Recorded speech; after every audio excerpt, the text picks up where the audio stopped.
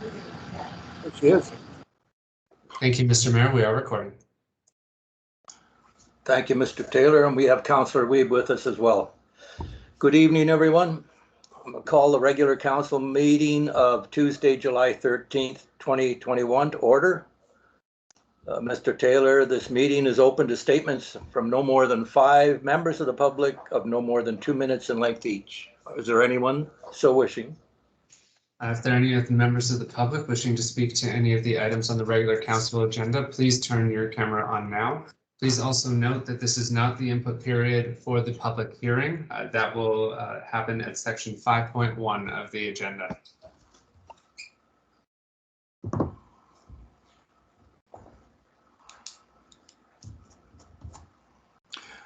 Thank you, Mr. Mayor. Okay, thank you, Mr. Taylor. I hear none. Therefore, any late additions or deletions of the agenda? Council?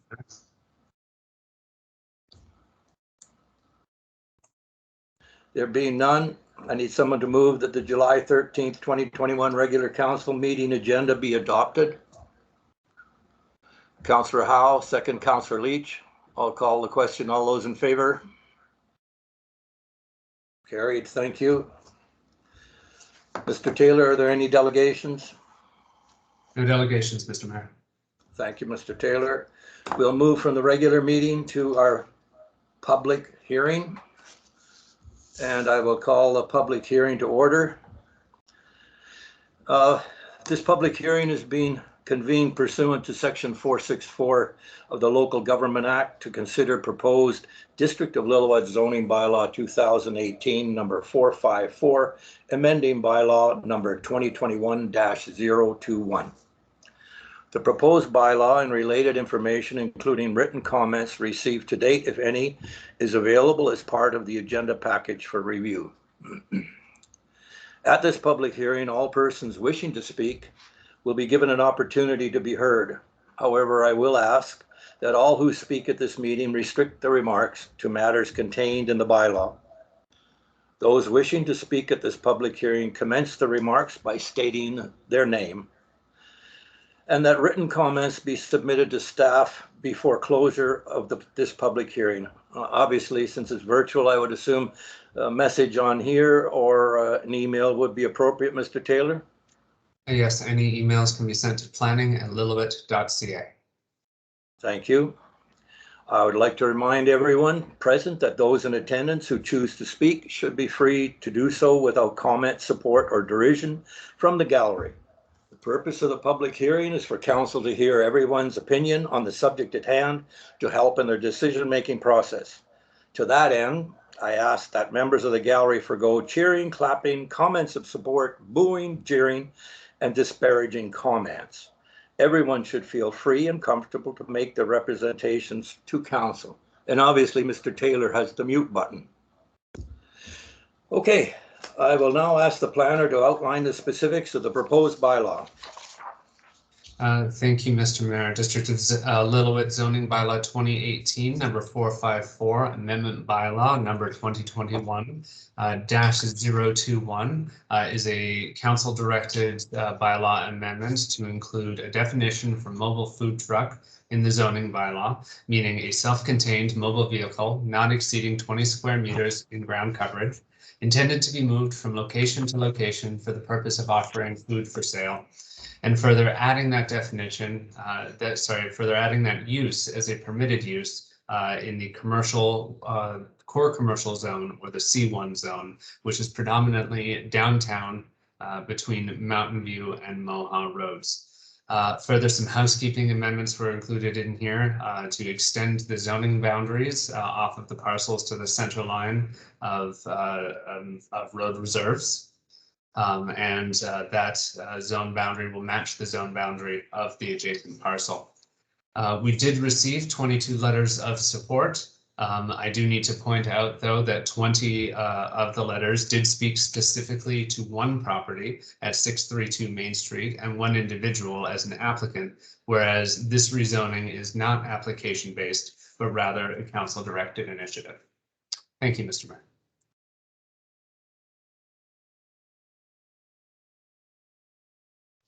Mr. Mayor, if you could please unmute your microphone. Have any written submissions been received since the agenda has been published? No additional submissions have been received. Thank you, Mr. Taylor. I now declare this public hearing open. At this time, I ask if there's anyone who wishes to speak to the proposed bylaws. And after you have spoken once, I would ask that you wait until all other members of the public have had the opportunity to be heard before speaking a second time. Anybody coming forward to speak to this proposed bylaw? At this time, if there's anyone wishing to speak to bylaw 2021-021, please turn on your camera and microphone and wait to be called upon.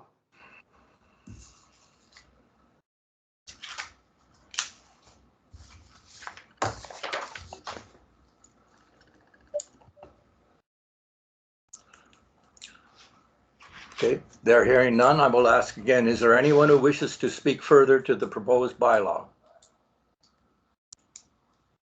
If anyone in the gallery does not have a webcam, you may use the raise hand function or turn on your microphone and indicate your desire to speak.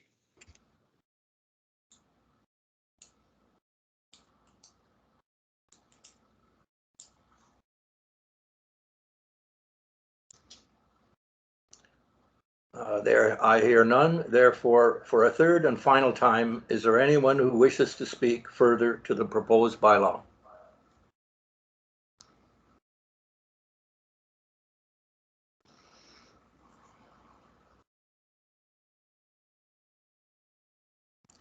Hearing none, I declare this public hearing closed.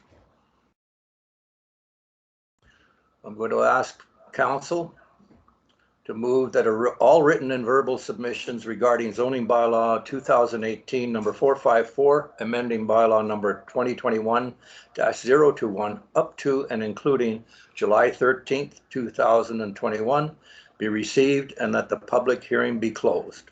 Who will so move? Councillor Howe, second Councillor Hopful. Call the question. All those in favor? Carried, and thank you.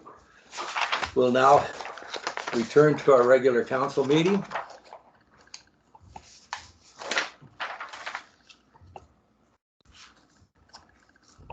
Need someone to move that the June 21st regular council meeting minutes be adopted as presented. Councillor Hopful, second Councillor Leach. Any errors or omissions? Hearing none, I'll call the question. All those in favor? Carried, and thank you. We'll move to item 9, correspondence. Any correspondence that wish to be removed and debated by council? Hearing none, someone please move that the correspondence included the information report dated July 5th, 2021 be received for information. Councillor Howe, second Councillor Weeb. I'll call the question. All those in favor? Carried, and thank you. We'll move to item 11, appointment of auditors.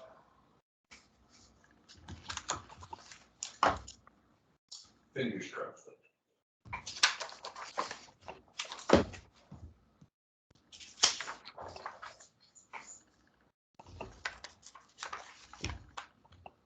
Ms. LaRue? Thank you. Yes, Mr. Mayor. So as council is likely aware, we appoint our auditors on a 5-year term. Our previous auditors, which originally started as PricewaterhouseCoopers and transitioned into Bestwick Hildebrandt Lund, have made a submission for the RFP for our next 5-year term. We did also have one other submission from MNP. Staff are recommending that the contract be awarded to BHL, our previous auditors. As outlined in the staff report, there is a slight increase in the price over the other applicant. However, staff are confident that that price difference is more than made up in the staff time that would be required to introduce new auditors to the district and the staff time that would be required to transition from one auditor to the next. So staff are recommending that the contract for the next 5-year audit period be awarded to Bestwick Hildebrandt Lund. And I'm open to any questions. Thank you, Ms. LaRue. Any questions or comments from council?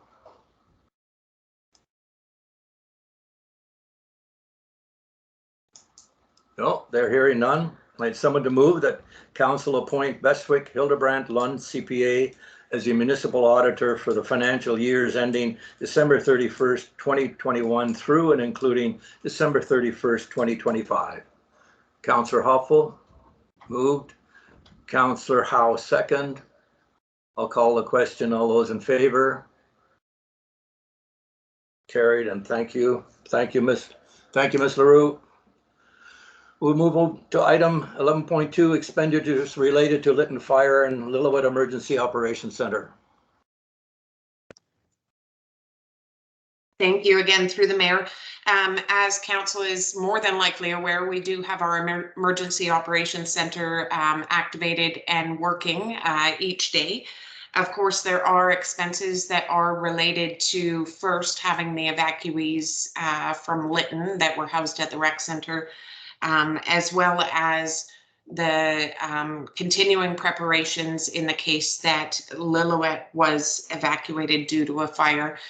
So the EOC is activated and operational, and we're just requesting council approval to cover the expenditures that may be related to that. As you're aware, we're not allowed to spend money that's not approved in the budget. We did not include any contingency for this event right now. So we're requesting, and again, there's not a hard and fast dollar amount that we're requesting. However, with fair certainty, the majority of these funds will be reimbursed by EMBC. We are required to get approval in advance for expenditures that we are making for the EOC. We have to get approval in advance from EMBC, who tells us whether they will reimburse them or not. All of the expenditures that we have had thus far have been approved by EMBC for reimbursement. But there is a possibility moving forward that should something happen that the EOC staff has to make a split-second decision on, and we don't have pre-approval, there is the possibility that they won't approve those expenses for reimbursement. So we're just asking that council be aware of this and approve any expenses that are at the discretion of the director of the EOC that are required for the EOC in the saving of life property to be prepared should the situation arise here for Lillooet. Thank you, Ms. LaRue. Any questions, comments from council? Councillor Howe? Yes, thank you through the mayor. Thank you, Ms. LaRue. How long before we are reimbursed for the expenses? It's through the mayor. It's not always a quick process. I have just started preparing our first claim. Quite often there's a lot of back and forth. They want very specific documentation for expenses, which, as I say, quite often leads to a lot of back and forth. So occasionally it can be 6 or 8 weeks before we receive reimbursement on making a claim. Okay, thank you. And just one more question, please, if I may. Okay. How, first of all, the upfront costs, are they also coming from the stabilization fund? Through the mayor, so no. We pay expenditures just out of our bank account, so that's where the money comes from.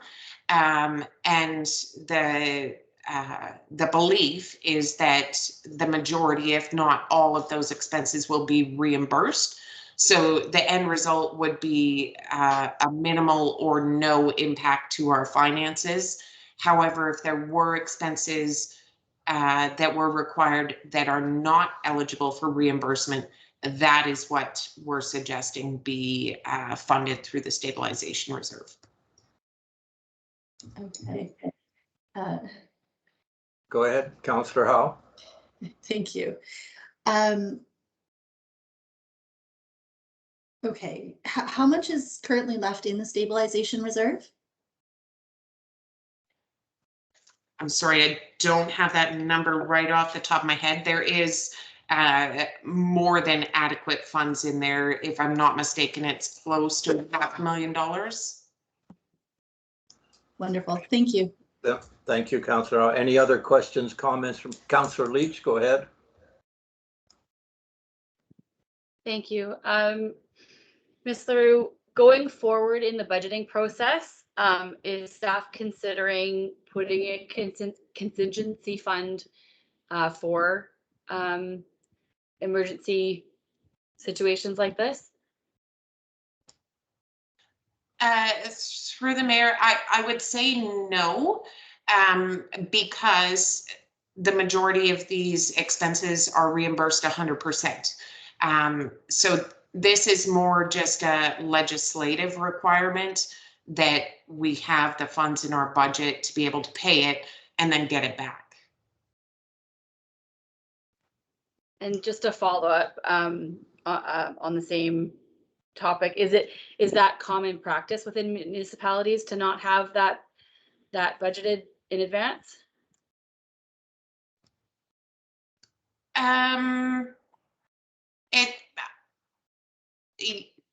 It's kind of yes and no again, sorry. Because it is something that doesn't actually impact the financial statements, there's a lot of communities that wouldn't even bring it to council for a financial plan amendment. There are other communities that, yes, have a contingency for emergencies, but it's, in my opinion, not really necessary in this situation, because it's not going to have any impact on our finances unless there was a minor expense that they deemed ineligible. Thank you. Thank you, Councillor Leach. Thank you, Ms. LaRue. Any more comments, questions from council? They're hearing none. Would somebody please move that expenditures relating to the Lytton Fire and the Lillooet Emergency Operations Center be approved, and that the financial plan bylaw be amended to include these expenditures once the final total is known? Councillor Wiebe, second. Councillor Howe. I'll call the question. All those in favor? Carried, and thank you. Okay, we'll move on to item 11.3, expenses related to, reallocation of budget to address OCP budget shortfall. Mr. Taylor. Thank you, Mr. Mayor. So as all of you are aware, the official community plan process has gone on a little bit longer than expected due to COVID restrictions. When COVID first broke out and everything shut down, council did put a red line on many of our projects in 2020. So when we started up again, we found ourselves having to reorganize our engagement process, which has protracted it a little bit longer so that we could make sure to get a better sample of responses through the phase 2 and phase 3 engagement processes. Because of that, and because of the timeline that is extended, we've gone a little bit over budget.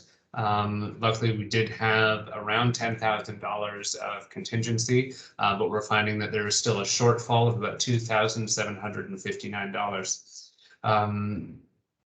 The subdivision development servicing bylaw, which was just awarded, had a budget of $90,000, and the fixed fee bid actually came in at only about $60,000. So we've got a very healthy contingency there, and I am requesting that council authorize the move of $5,000 from that project to the official community plan project to address the shortfall. The original bid amount for the OCP was $89,985, and with the additional staff time from Modus that has been required to meet our engagement requirements for the official community plan, it's estimated that our final budget will be $102,700. Thank you. Thank you, Mr. Taylor. A question from Councillor Howe. Yes, thank you. Through the mayor to Mr. Taylor. So I read that due to a few additional council workshops, there will be the additional expenditures. I'm just wondering how many additional workshops for council were there that weren't included in the original plan? Sorry, I believe I may have gotten away from myself. There was an additional council workshop, not a few. My apologies. We did hold one at just before phase 3, at the end of phase 2, to get your feedback on the emerging directions report. Okay. So that was an unplanned workshop that I thought was very necessary for us to be able to plow into phase 3, all being on the same page, rather than council seeing the official community plan for the first time after the phase 3 engagement. Yes, go ahead, Councillor Howe. Thank you. Okay, so we have, I'm just tallying the extra cost of $15,000. So we have one extra meeting and then an anticipated 8 to 10 month extension on project timeline due to the, and I'm going to unquote, pandemic. So was there extra work done during that time, or was the project just placed on hold? I remember a lot of time, just sort of everything just went on hold for a while. Are we being charged to have put this on hold? No, so we weren't, there was nothing charged during that hold period, which as I recall, was only about 3 months. What has happened is we had to rejig the entire engagement strategy because the rules around COVID and meeting kept changing and fluctuating. I do meet with the Modus team every 2 weeks, so there is some staff time there, and just all the work that has gone into all of the feedback and the public engagement processes and the stakeholder workshops that we've done, all of that work needs to be parsed so that it's digestible in a format that is relevant to the official community plan. So it really is that there isn't a whole lot of extra that needed to be done. It's just because we had to change format that it required more staff time to get that information into the appropriate format to be presented to council. Thank you. Again, Councillor Howe. Thank you. Okay, thank you, Mr. Taylor. So how much time would you say, I'm sure that it's all calculated, how much time would you say was spent on that rejigging of the engagement strategy? I would have to go back through all of the invoices. They do give extremely itemized invoices that I don't catalog myself individually, but it really just, they've got some excellent staff there. They've been putting in a lot of time and a lot of extended time, seeing that we're in July now and we're supposed to be done in December. So off of a budget of $100,000, an extra $3,000 in wages didn't strike me as particularly odd, considering how far we've gone over and that we still have another 2 to 3 months left in this process. Fair enough. I'm looking at the $15,000 extra and I'm going, it was for one extra meeting. No longer is it for the 8 to 10 month extension on the project timeline due to the pandemic, but rather solely on the rejigging of the engagement strategy, all for $15,000. I'm going, man, that was a lot of time spent on a rejigging strategy. Well, it's also the parsing of that data. It's the I mean, there's a lot of extra work that I didn't feel the need to itemize in the council report. But it really is all that behind the scenes work that does happen. It's the touching base with mostly myself from the staff side, and there are changes that I request that have never come to council that has also added on to the work, and changes that have been necessary. Okay, thank you, Councillor Howell. I'll let Councillor Leach question. I just wanted to make a bit of commentary, I guess,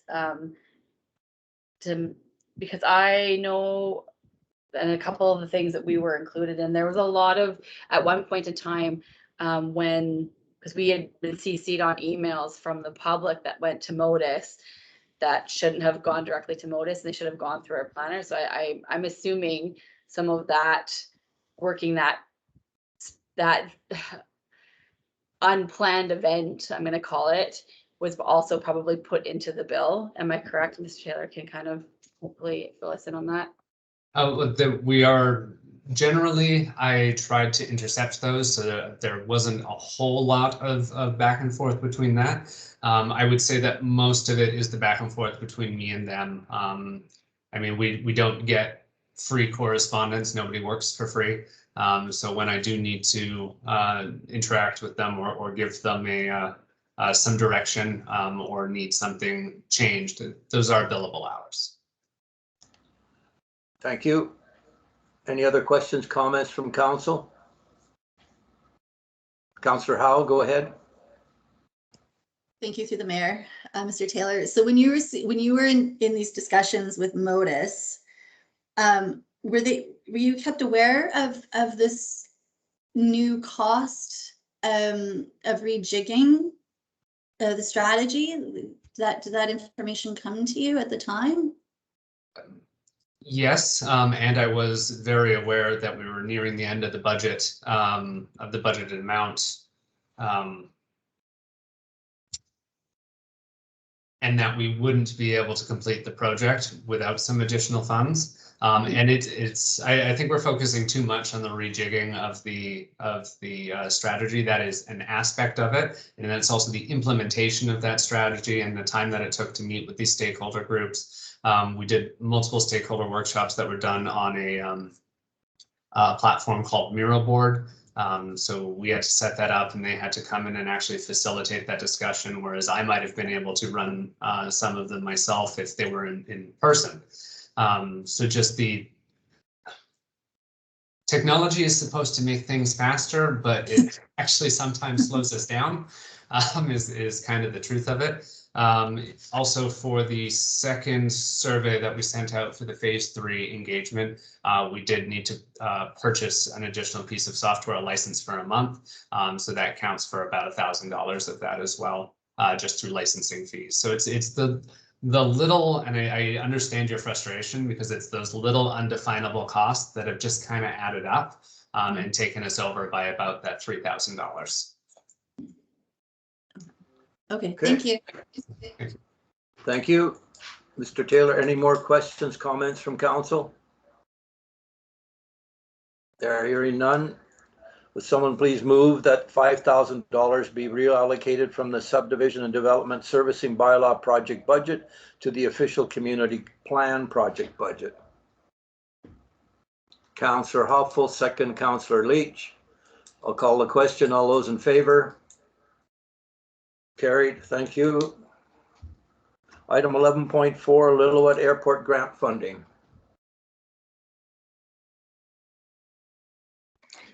Thank you, Mr. Mayor. Good evening, everyone.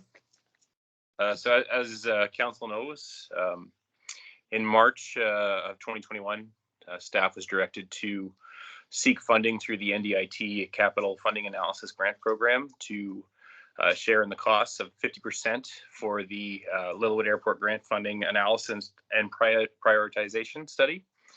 This was through a contractor, H&M Aero, who is still waiting for us to proceed. We applied for the grant. Unfortunately, we were not approved on that grant. We weren't given very many details as to why, but staff did reach out to get some clarity, but we have not received a response at this time. They did state in the notification that the scope did not align with the elements required of their funding strategy. So I would imagine that the project was not large enough in scope to meet some of those elements, and I would suspect it's the job creation portion. But again, we haven't received any clarity from NDIT at this time. So we still feel that this project is valid, and we need to look into our airport further to see if there's a strategy that we can develop. As far as looking for grants, also where to allot those funds based on those 3 projects in mind of extending the runway, rehabilitating the runway, and a hangar for both itinerant and other aircraft. So after speaking with our finance department, we did discuss the option of using the remaining allotted funds that weren't approved from NDIT, using gas tax reserves to fund that remaining $8,000 portion. The original project was budgeted for $20,000. The proposal, which was accepted from H&M Aero, was for the amount of $16,000. So again, we are seeking that $8,000 to be released from gas tax reserves.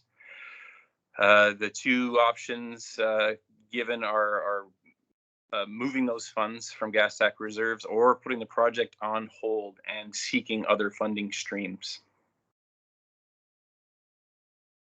Okay, thank you, Mr. Card. Any questions or comments from council? Councillor Hoffel. Thank you. Through the mayor, Mr. Card, can you just tell me when we do when you do the analysis and prioritization, do lights come into that, and where are lights on the list? Would that be under number 4 or 5, or are they on the projected scope of grant funding? Through the mayor, no, they're the rehabilitation of the runway is mainly crack sealing or potentially remilling and filling of the cracks, which would be a fairly substantial job. The extension of the runway is just that, of course, extending the runway, which could make it more feasible to land larger aircraft and a more variety of aircraft. And the hangar, which has been an issue that has been brought up over the past year for adequate storage of aircraft at the airport. Lighting, no, but certainly given that this study will be speaking to pilots, will be speaking to lots of different stakeholders, we can certainly include lighting in that discussion and get some really good feedback to see if that could be one of the items that we could potentially add to that list.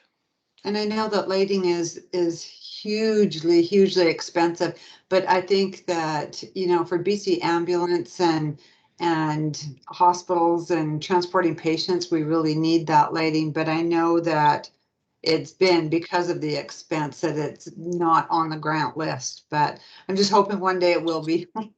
Thank you. Yeah, and I should just add to that, lighting is quite large, and there's also a very large maintenance aspect to that as well, I should add. Thank you.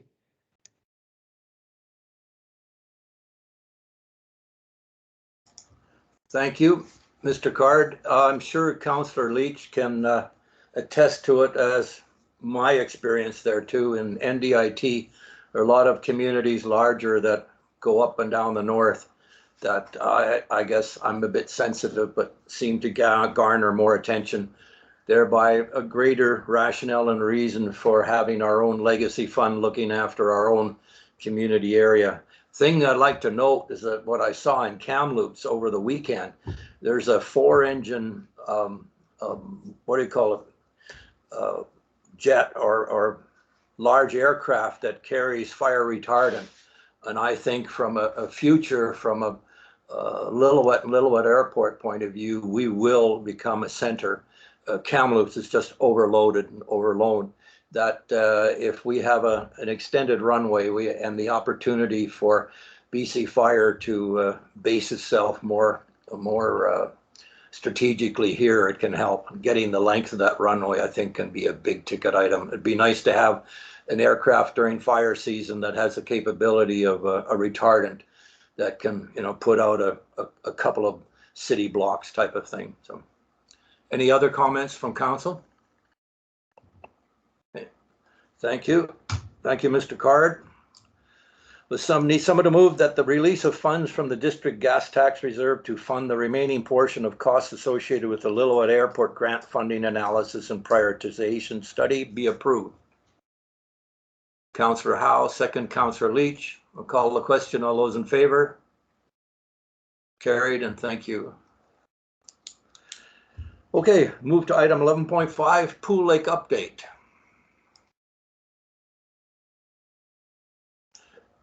Mr. Guerra, I assume?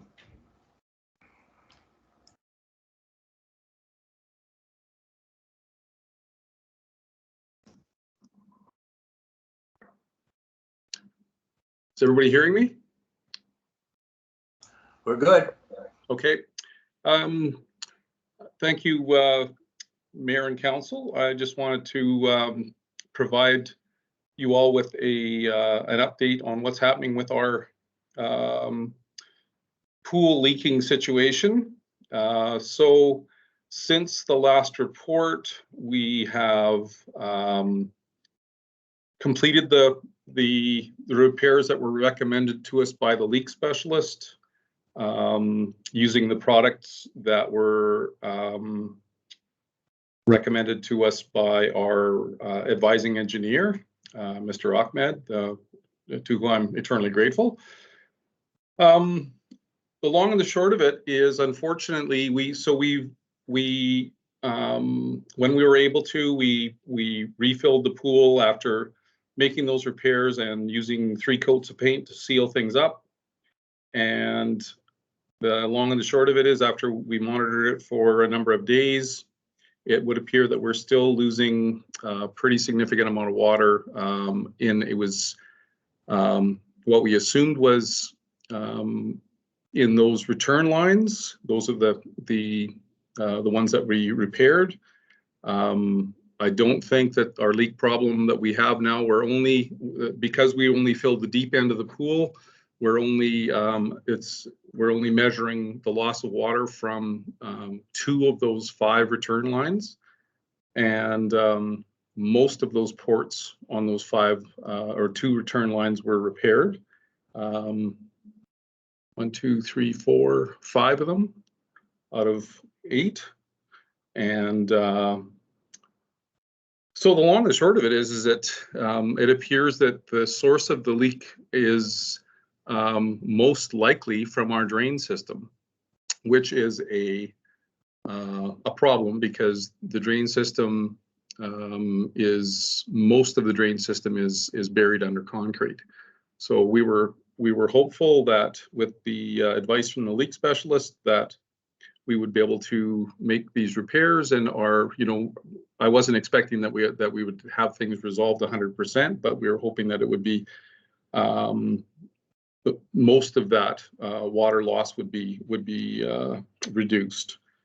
That doesn't seem to be the case, so now we have to look at the situation that we're in, knowing having that information in hand. So the last time that we presented, council asked us to go back and dig up as much information we could about the soil on site, and specifically the porosity of that soil. So with help from the Director of Public Works, we retrieved drilling logs for the 2 wells that were dug in the rec center parking lot back in the 1990s.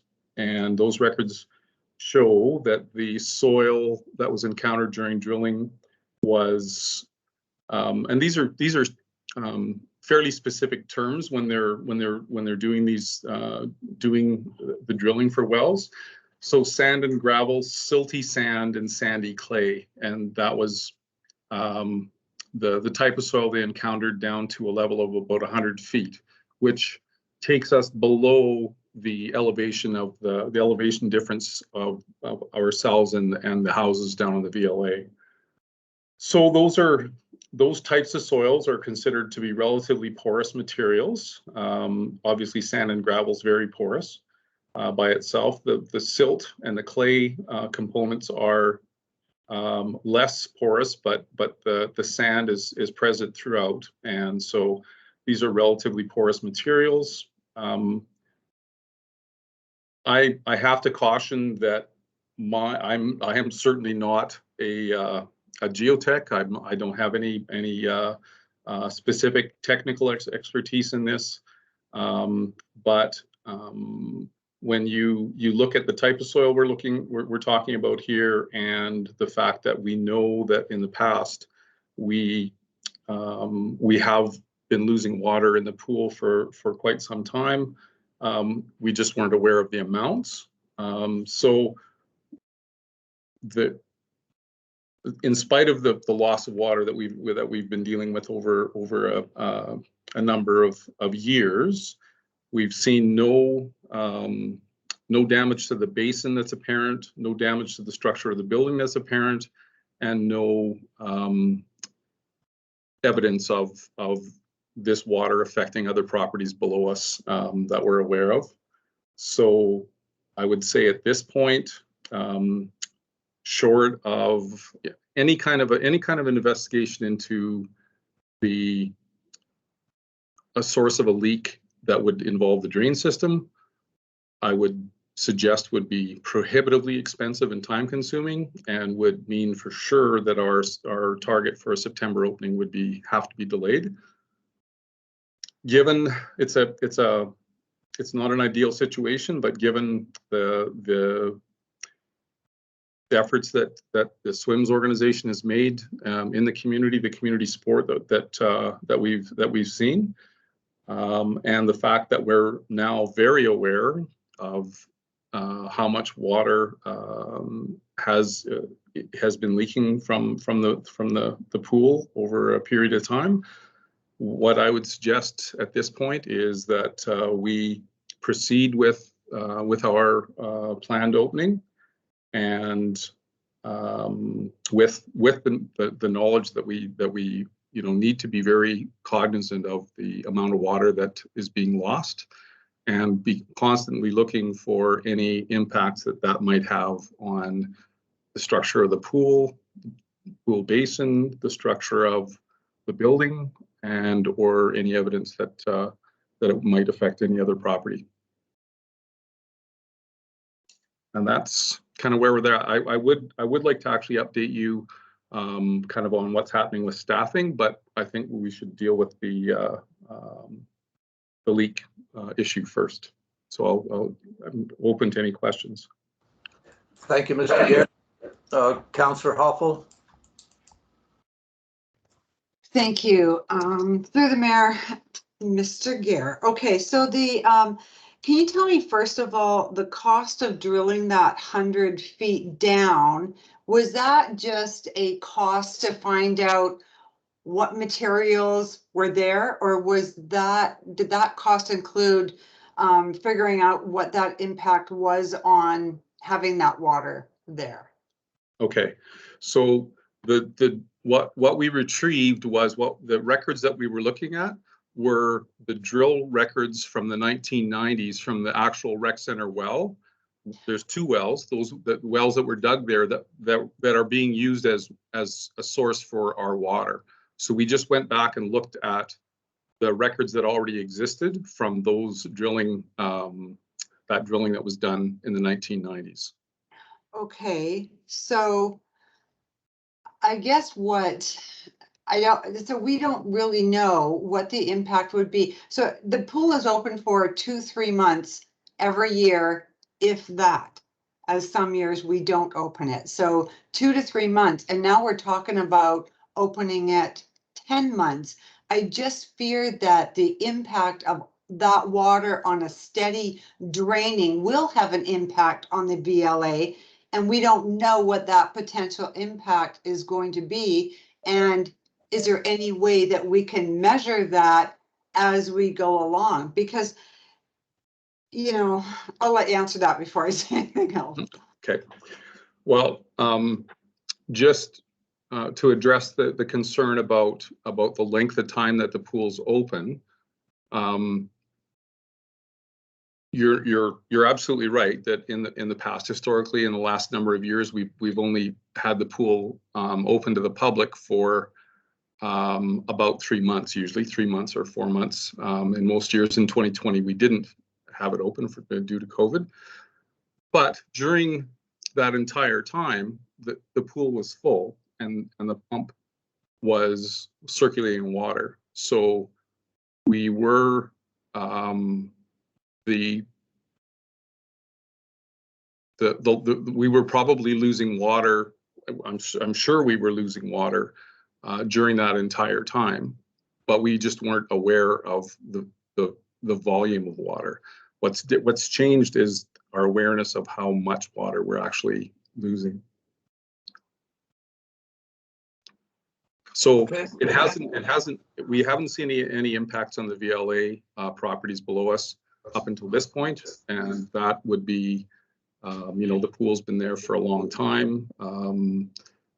If I would think that if we were going to, given the fact that we have been probably losing, like I say, I can't tell you what the quantities were prior to my arrival here, but we've probably been losing a certain amount of water out of the plumbing from this facility for some time, and we haven't seen the advising engineer had a look around the basin and advised that the structure of the basin was still sound. We looked around the perimeter of the pool building to see if there was any evidence that there was water leaking, where we could see any evidence of water escaping from the pool around the perimeter of the building, any damage to the foundation, and saw none.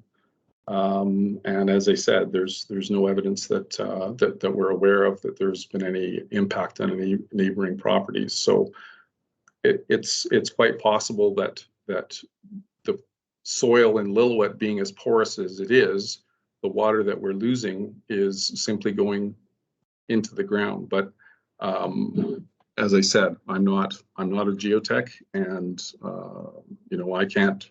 We don't have enough information to make any definitive statements on that. Thank you, Mr. Chair. Anything else, Councillor Hoppel? Well, it just without the geotech and the engineer. Or an engineer knowing whether there was an impact on the soil on VLA. It just, like the conclusion says, if council is comfortable with the potential risks, it's not something I feel that we can be wrong. We cannot be wrong, because that impact, yeah, I don't know. Okay. Councillor Weeb, you're next.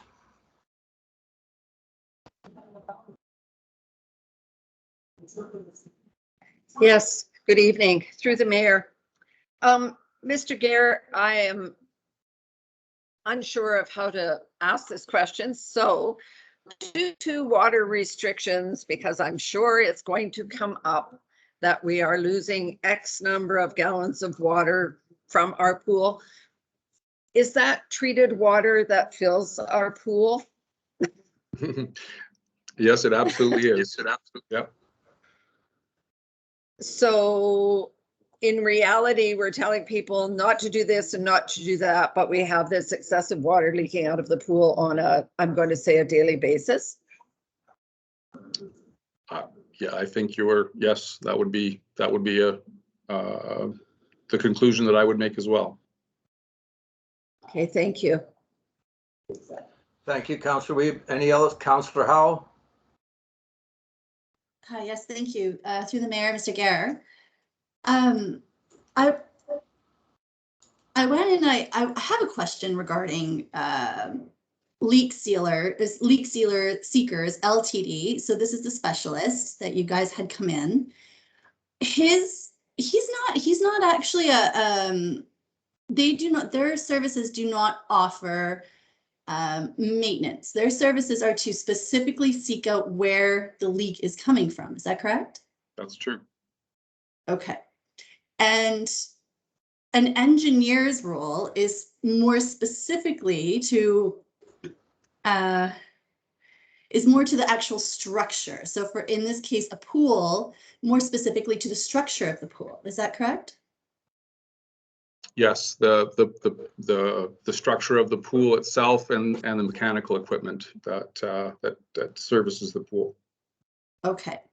So it is reasonably possible that the information provided was not necessarily the full amount of information that may have been needed to provide proper maintenance, and or the person doing the maintenance may not have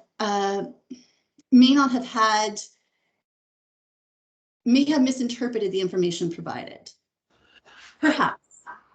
So my suggestion is, before we make any big moves or any major decisions regarding whether or not we want to, take on this massive risk and perhaps a massive liability, is to still look at whether or not we could have this pool up and running by just maybe getting a second opinion on where that leak is coming from, because I have a feeling that leak specialist is correct, that 7 of the 20 ports were leaking.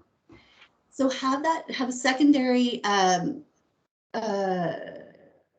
specialist come in, hear what they have to say, and then if they confirm that yes, it's 7 of the 20 ports, just have someone, a specialist, come in to fix that. And I think that will remedy our problem. Okay, through you, Mr. Mayor. So let me address what you've just said in the best way I can. The leak specialist came and used primarily one technique, and that was a dye, which is a very standard technique for this type of a thing, to identify where the leaks were happening. And at the time that he made that dive, it was he dons a wetsuit and scuba gear and explores the bottom of the pool, areas where that there could be, he can detect leaks. At the time that he did that, the drains were covered because we were trying to isolate the drain system. So we were trying to test just these return lines. So he tested each one of those 20 ports. He wasn't able to, he didn't have instrumentation to measure that, the amount of volume of water that was being lost through those leaks, but he was able to say that these leaks, some of them were greater than others. And when he came out of the pool after doing his little investigation and identifying for us which of those ports were leaking, he talked to us about how those repairs could be done. Subsequent to that, I spoke to Mr. Ahmed, the structural engineer that we have been talking to about this, and he recommended some products, a product called Sikafix, which is used for concrete repair, and it includes a couple of different components. So we had our staff maintenance fellow, Paulo Torero, did the repair work, and I was monitoring it as it was going. And I can assure you that the product that we used and the methods that were used I'm pretty sure that we got the leaks that were around those ports. I'm pretty positive were sealed, or at least if not entirely sealed, were mostly sealed. So what the conclusion that I'm coming to after the amount of investigation that we've done is that those ports aren't the major source of our problem. I think the problem lies somewhere else. This fellow did an investigation in the time that he had, but to have an engineering company come and have a look at it and do an assessment of it will take us into it would take a significant amount of time, I would suspect, to get somebody to come and do a proper investigation of where that leak might be. So we are at risk of certainly not opening in September if we undertake that. Thank you, Mr. Gare. Councillor Hoffel. Through the mayor, Mr. Gare, what would be the I don't know, advantage to maybe running that dye again through the ports and see if we can hit any possible leaking ports that we didn't the first time? Would that be advantageous at all? I guess if we can get this if we can get this guy to come back, which is not a certainty. One of the things that we encountered throughout this time trying to deal with this is the real difficulty in getting people to come to Lillooet to address this. So we could get him to come back and do those tests again to find out if in fact our repairs have worked. We can certainly make that request. I have his contact information. In addition, while he's here, now that we have the drain system open, we could have him do a test, or at least to see what he finds if he applies his leak detection methods to the drain system as well. Although the drain system being a much bigger set of plumbing, it might be a little bit more difficult to get a determination from him on that, but I could certainly make that request. Well, I for one would like to make that proposal that we get him back. I know it's going to cost us a few extra bucks that we hadn't planned on, but you know, I feel really uncomfortable having potential risks and being okay with that to the VLA without taking every opportunity to eliminate those risks. So I, for one, would like to see him come back and this be brought back to us at a later date. Okay, thank you, Councillor Huffel. You realize, of course, when you're saying risk and we want to mitigate all the risks, then essentially you're shutting down the pool. Because if you're going to get a geotechnical engineer here that's going to give you the same information that's inside those wells, and then you're going to ask that engineer for him to sign off, he's not going to do it. And the pool will close. Is that what we want? We have to determine what risk appetite that we have and determine whether or not we're going to. So be careful how far you want to go, especially with, that's why I said the last time we were discussing this, we all voted, you supported me in terms of not having that engineer come in. You heard our local people are able to ascertain the quality of the ground that's there. It can handle the water that has to escape or whatever it is. Now, looking for the leaks, that's another story. By all means, let's do that. But we can still keep the pool going. However, if council's not willing to accept any risk, you better get on board with it now. And that will shut the pool down. I'm just telling you that. Well, I wasn't asking for the engineer. I was asking for the guy that came along and did the leak drainage, and he cost what, $2,500, and I'm willing to spend that. Yeah, but you are saying that you are really uncomfortable with the risk. And if you're making that statement, then we got to let everything out in order to mitigate the risk. And that's going to be a virtual impossibility. Well, it says if council is comfortable with potential risks. Yeah, if council is not, by all means state so. I'm just telling you, council, what is going to happen to the degree of what you want. So the determination of how much risk we are willing to accept, that's up to us. Okay, I'll let Councillor House speak next.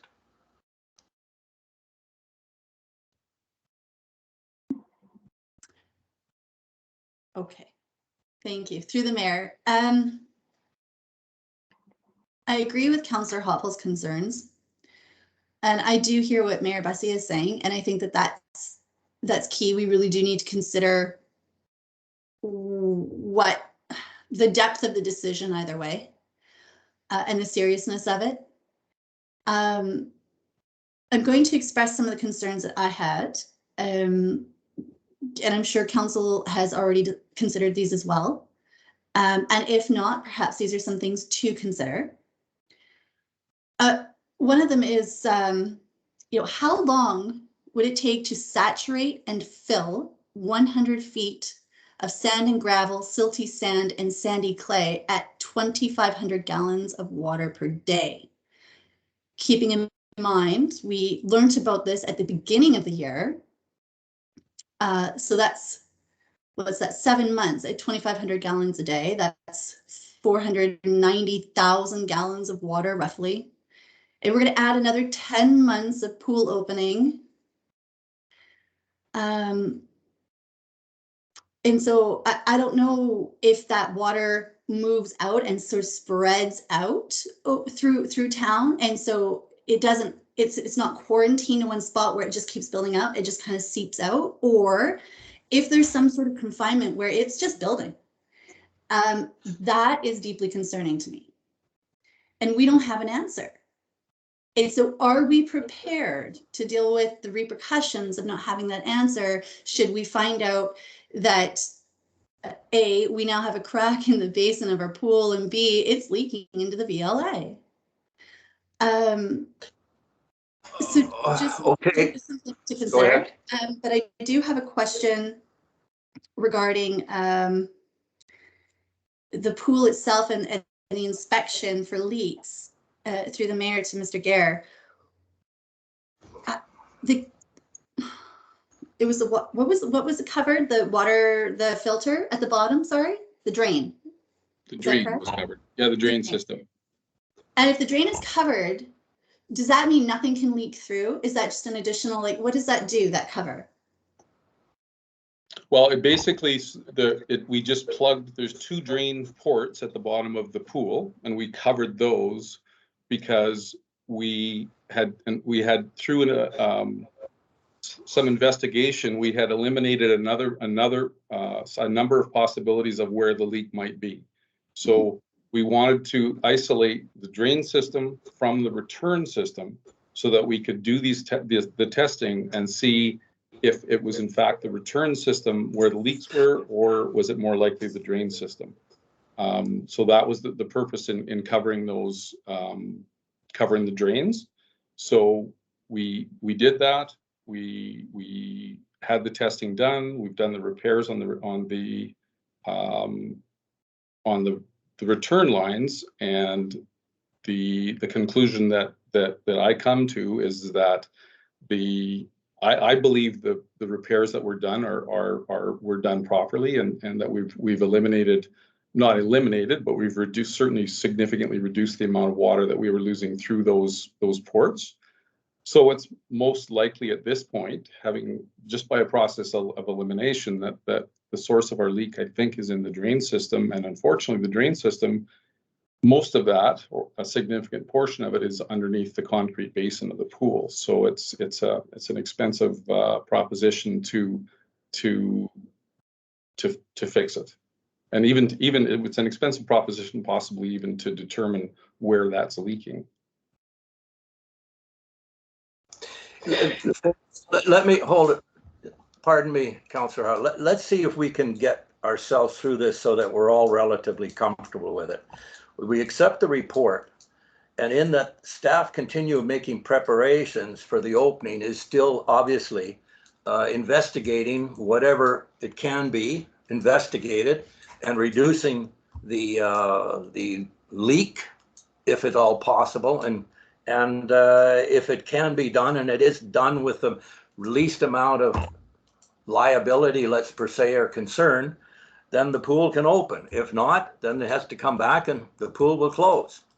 I mean, we're getting into the real deep part, pardon me for the pool, the deep end of the pool, but we're getting into technical stuff that none of us really should be getting involved in. Now, we can ask staff to do something, but I don't want us to be able to try and direct staff what to do here. So let's try and keep it simple, and then see if we're each comforted in terms of how we're going to move forward with this.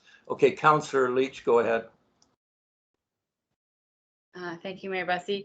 First of all, Mr. Gare, I do want to apologize for my emotions the last time this came up in an update. I said I was really feeling frustrated for the years and years of neglect that our pool has had.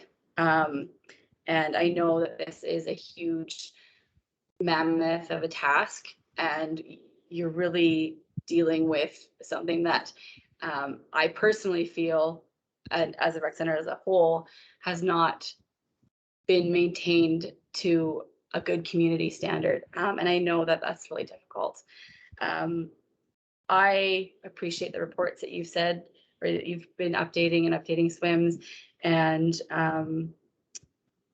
the suggestions from the fellow council table. I am in agreement with to redo the dye testing. I guess I just would like in the recommendation, like Mr. Bessie just, or Mayor Bessie just said, that staff continue making preparations. So going forward, having a plan B. Yes, we plan for September opening, but the plan B of, you know, let's see how much the repairs cost. I think that this council and previous councils of the past have not, and maybe even staff, depending on where it came down the line, have not realized the amount of budget, operational budget, not just project budget, but operational budget that our pool actually needs to function at a good standard of service. So I think that's where I'm sitting at this. And I know that our community that has pushed for the opening and fundraise, including swims and members that aren't necessarily at that table day in and day out, wanted to see the work creep forward. And you know what, if it has to be delayed, I am sure there will be an understanding if that's where we're at. And that's all I have for now. Thanks. Thanks, Councillor Leach. Before I move on to Councillor Wiebe, Mr. Deniger, Mr. Taylor, you heard each one of us, our concerns. Do you have any input that you can provide in this particular resolution that can keep us all on a comfort level and see if we can move this issue forward? As I say, I don't want us to get into the technical details. That is up for staff to do. So what I'm hearing is that perhaps in the statement of the second part of the resolution where it talks about staff continuing to make preparations, I think it's pretty clear from this that we need a little bit. Sorry, I get everyone spoke a lot, including me, but not Councillor Wiebe. If you could just stand by and I'll give her, Councillor Wiebe, her 2 minutes, 15 seconds, and then ask for your comments. I would appreciate it. Sorry, Councillor Wiebe, go ahead, please. Oh, no, that was fine. I was willing to sit back. I was just going to say I'm pretty much in favor with what Councillor Leach had to say. I think it needs to move forward with some investigation like Mr. Gare proposed. And as far as risk and liability, and the only two solutions I can see with the way things are now is that we open and take the risk or we drain the pool. So it's going to be leaking whether it's used or not. So the only other option would be to drain it. So like I say, I'm fully on board with us pushing for the September opening, but being optimistic as to what the dye people or engineers or whatever it is who we would like to have come back find. Thank you. Okay, thanks, Councillor Wiebe. Okay, Councillor, let's see if staff can dig us out of this hole and keep us all intrigued and committed to this process going forward and create a level of comfort in each one of you that we're doing the right thing for our pool. Thank you, Mr. Deniger. Thank you. So, yeah, we've said it well as well. There's not a lot of gray area in this particular risk decision. I do think it's fair to understand that staff will, in the continuing to making preparations, which is in the second part of the resolution, that can include asking the leak seeker to come back just to see if the repairs are done right, just to super confirm it, and whatever else that they can come up with to test things. But there will always be that risk until we get a geotech and engineers to dig into the ground, which means draining the pool and possibly costing a fortune. There will be that risk. And I mean, everything we do in a municipality is risk. There's no getting away from it. I just want to make sure, and staff generally want to make sure that council's aware of this risk. It's really hard to quantify what that risk is. We simply don't know. But is it worth spending an exorbitant amount of money to find out that there is no risk or there is risk? And staff can't accept that decision. That's why it is before you, and it may be a comfort thing. It may be you have to just find that emotional balance where, you know what, it's been this way for a while. We don't have any more information, but knowing what we know about the soil, just as locals who've lived here and staff who've looked at that information that's available to us already, that are you comfortable with accepting that risk? Knowing that staff will do what we can to learn more with the budget we have, and we'll continue monitoring the situation. If the water just starts pouring out even faster than it is, or something concerns us, if cracking is seen, staff will act on that as we always would. Okay, thank you, Mr. Deniger. Mr. Taylor, is there an insertion we can put in terms of staff continue making preparations that will comfort us council and still allow the progress forward? That really depends on what direction council wants to go. I have been scribbling to potential resolutions, one that would speak to re-retaining the leak detection specialist, and one that would be retaining a geotechnical engineer to do a full site assessment.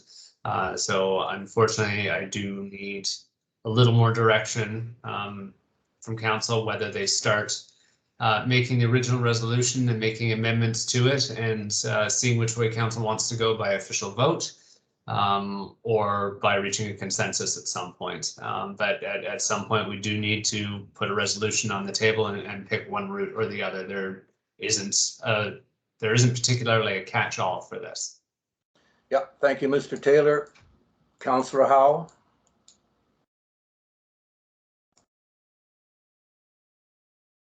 Councillor Howe, you are still on mute. Thank you. To the mayor, I'd like to motion that we bring back leak seekers and have them do the leak detection of the filter at the drainage at the bottom of the pool, just to see if that is the source of the majority of the leak. Also to test the ports. I can't remember what they're called. Yeah, the ports. Sorry, may I make a suggestion then for a resolution for that that might address your thoughts? Yes. So, Mr. Mayor, what I would suggest, or council, what I would suggest is that please make the motion that the report dated July 7th, et cetera, be received for information as its own motion. And then make a second motion that the leak detection specialist be retained to run a second battery of tests to determine the efficacy of the repairs on the water return lines, and that the cost be funded from the appropriate reserve fund. Councillor Hoffel, are you comfortable with that? Yeah, I'm comfortable with that. I'm very comfortable with them coming back, but I did want to add that, when we set our last meeting, we wanted to have these people come in, do the repairs, and then make that decision. So I think that decision is still open to every one of us. But yes, I will second that motion. Councillor Leach, are you okay with the direction that Mr. Taylor has us going? And before you go, Mr. Taylor, it's a matter of an addendum to this one. Am I correct in that assertion? No, Mr. Mayor, there is no motion on the floor at the moment, so we're not amending anything. We're just making one. Good, thanks. Sorry, Councillor Leach, go ahead. Yeah, I am comfortable with that for the time being, yeah. Okay, Councillor Howe. Yes, sorry, I wasn't done my motion, but I would also like and I don't know if I need to include this, Mr. Taylor, you can let me know. But while this is going on, that we continue with the plans in place with swims for the opening of the pool. And should we receive information that the leak continues, that perhaps we do bring in that geotech, but we can still have that geotech come in even when the pool is open. And if we receive findings that are not, that show that there is a deep concern for leakage into the VLA, we can then close the pool. Like, could we not? That's not is that an option? Then, Mr. Mayor, I would suggest that the second resolution be everything I just said, followed by and that staff continue making preparations for the swimming pool opening in September of 2021. And further that staff continue to monitor the situation and report back to council if any infiltration into the VLA is detected. I like that. Councillor Wiebe, how do you feel? I'm fine with the way that reads. I'm curious though, if I can ask a question through the mayor. If we were to drain that pool, where do we drain it to? Through the mayor, it actually drains into the storm drain. Okay, thank you. Anything else, Councillor Wiebe? No, that's fine. Thank you. And Councillor Hoppel? Sorry, just to clarify, so is it going to come back before it opens? Like, is it going to come back to council before it opens? Mr. Mayor, with the resolution that was just proposed, staff would retain the leak detection specialists, have them do the test before the pool opens. And then it would be based on their recommendations to Mr. Gare. And then and during that time, Mr. Gare would continue to prep for a September opening unless anything untoward comes back from the leak detection specialists. Thank you, Mr. Taylor. Mr. Gare, are you comfortable with that? Yes, thank you, Mr. Mayor. Yeah, that sounds good. I just want to caution that the availability of this gentleman, there's actually another leak detection guy that I'll contact as well that might use a different methodology. He didn't want to come last time. I'm hoping maybe his schedule might be a little bit freer now.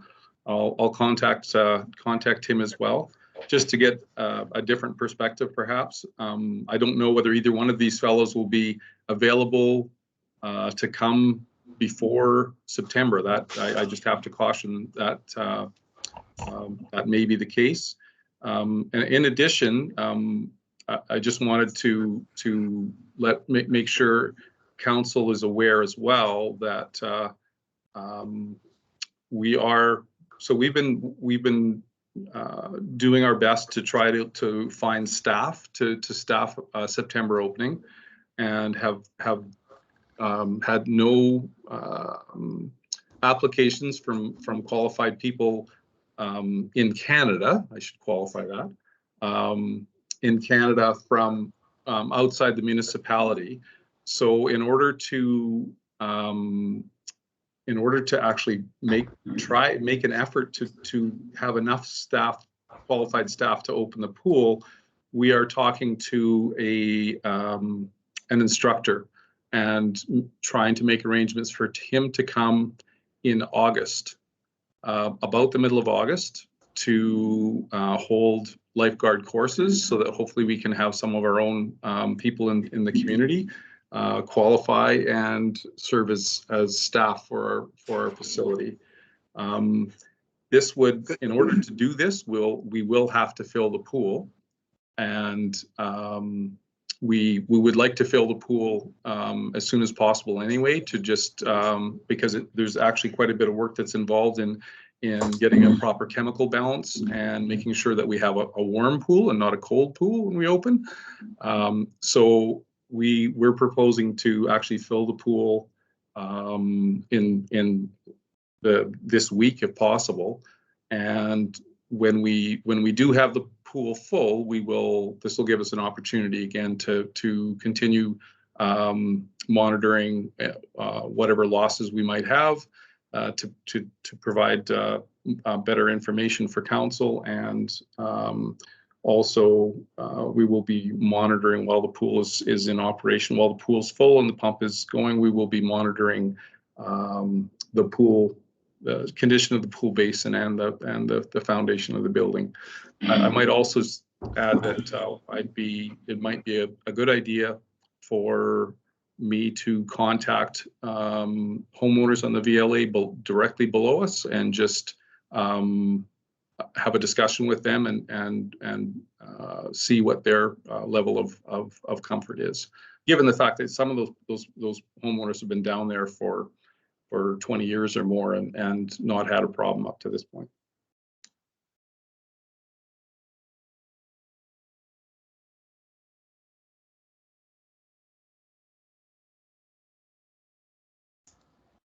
Councillor Weeb.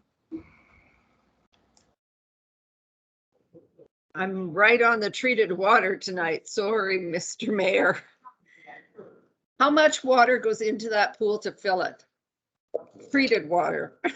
139,000 gallons. When, and this could be through, I'm not sure whether it would be Mr. Card that answers this or Mr. Deniger or whom. So when we're referring to the water pigs and whatnot, is this amount and the amount that the pool loses in those figures?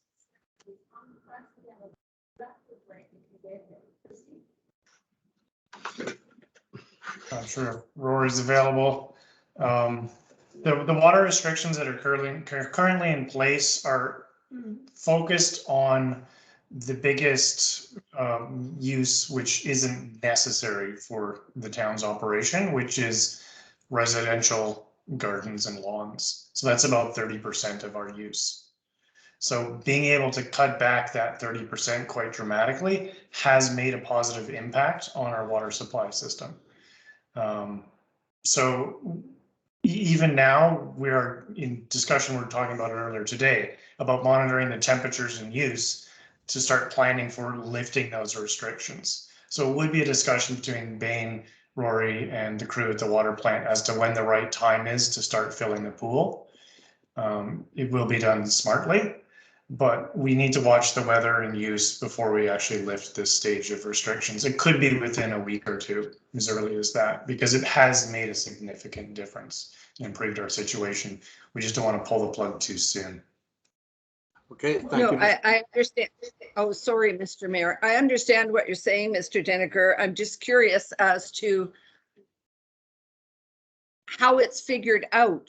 What percentage is residents watering, residents in their daily use of showers, bathing, laundry, whatever, or what's leaking out of the pool, or what it's taking to fill the pool. I'm just curious, because to me, it all comes from the water treatment plant, and once it leaves there, how do we know where? Like, we don't even know if there's a leak on the street in front of my house. I mean, well, we sort of know, but you know what I'm trying to say. How do we decipher that? And maybe there is no answer. I don't myself have the answer. I don't know if Rory does, if he's available to jump in.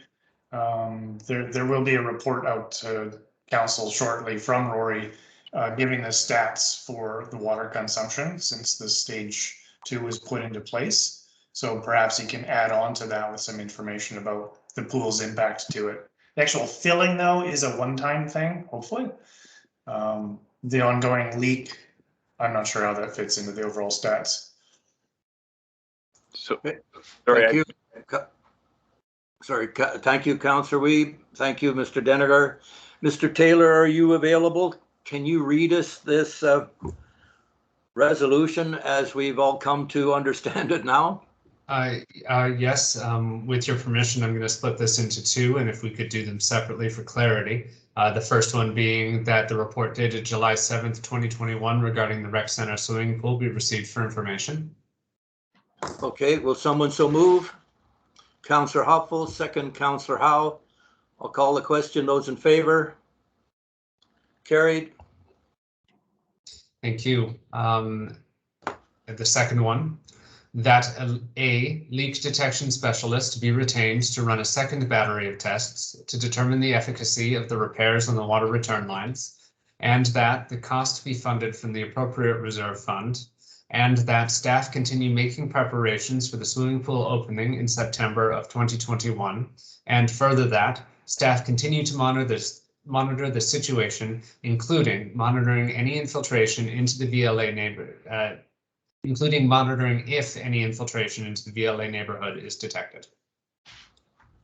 Who will so move? Councillor Leach, second. Councillor Wiebe. I'll call the question. Those in favor? Those opposed? Councillor Hoffel, is it in favor or opposed? Reluctantly in favor. Okay, thank you. Is there a third one, or are we good with this, Mr. Taylor? That was all I gleaned from the conversation, Mr. Mayor. Okay. Councillor Howe? Thank you, through the mayor. Mr. Bussey, we didn't get to hear from Mr. Card. Do we feel like that information isn't necessarily pertinent in this point of time, or? Well, we approved the resolution. It's now off the table. Fair. We jumped into that pretty quick, though. We did. We've been thrashing this thing out for over half an hour. Sorry, I thought we were going to hear. Please, guys, look, we're getting into the minutia of which staff should be dealing with on a technical basis. I mean, I understand we ought to have our input, we got to have our concerns registered, but come on, let staff do their job, and they can report back to us. Anything you want, you can always contact them directly. Now, is it the pleasure of council that Mr. Card come back and speak to this resolution?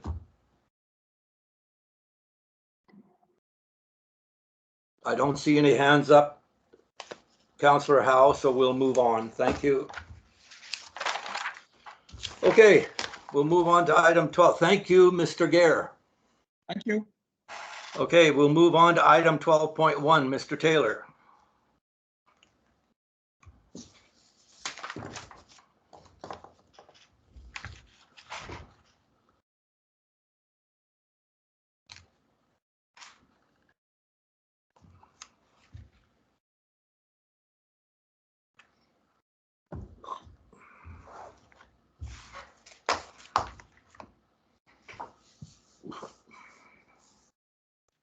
Thank you, Mr. Mayor. The district has received an application for the lot at 1160 Moha Road to vary the subdivision and development servicing bylaw and the zoning bylaw to facilitate a single lot subdivision of the property.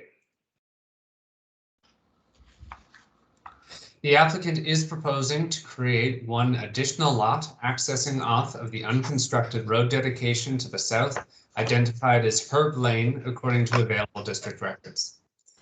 The applicant has requested the following sections of the SDS bylaw be varied.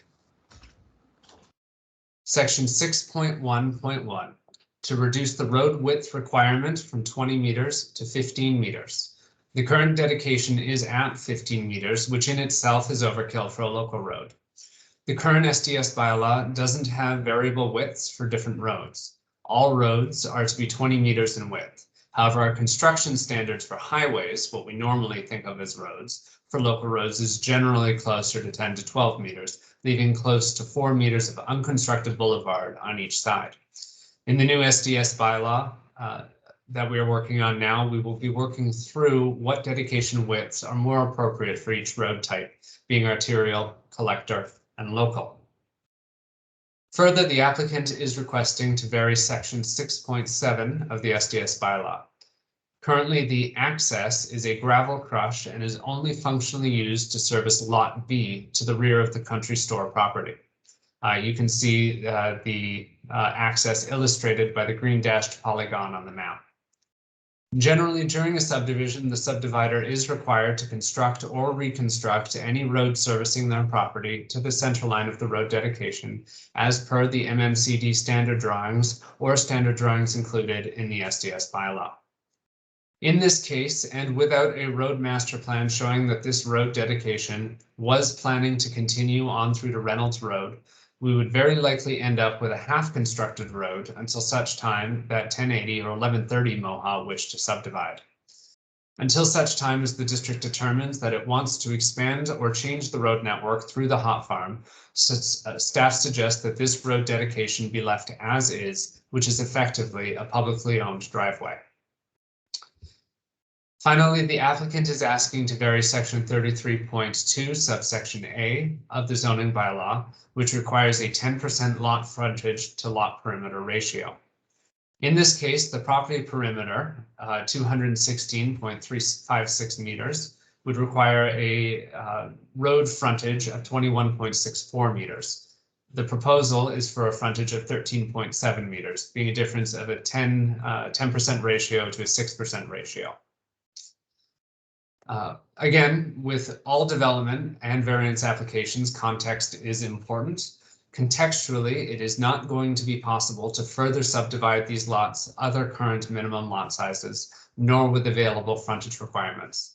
13.7 meters is sufficient for access, and the frontage requirement will solve itself in the event that the unconstructed road dedication is continued on through to Reynolds Road.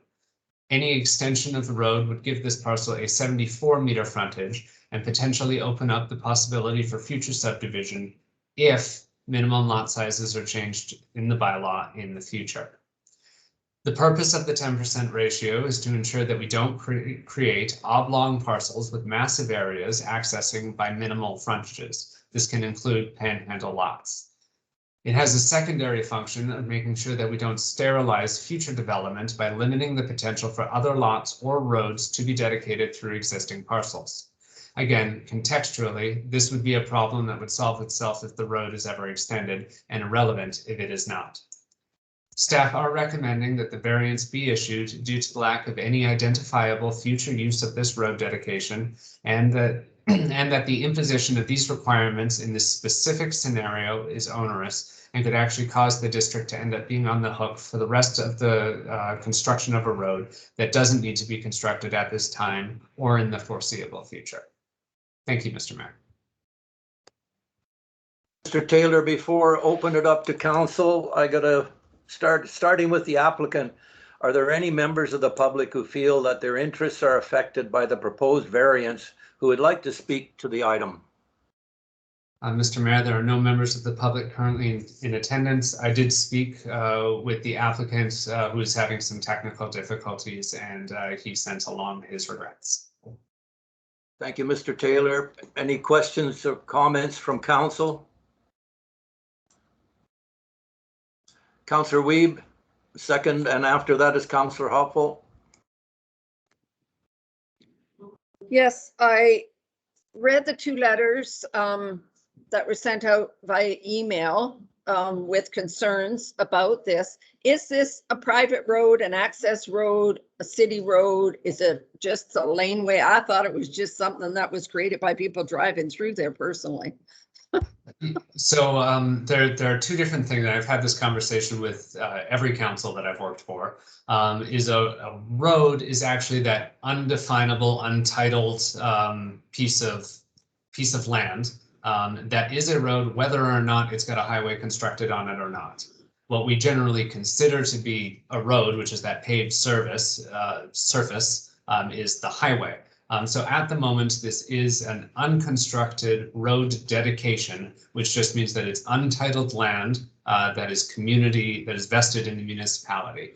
It is currently got a gravel crush access for Lot B, which is why I described it as basically a publicly owned driveway that will service Lot B and now proposed Lot 2. So yes, it is owned by the district. Thank you. Oh, Go ahead, Councillor Weed.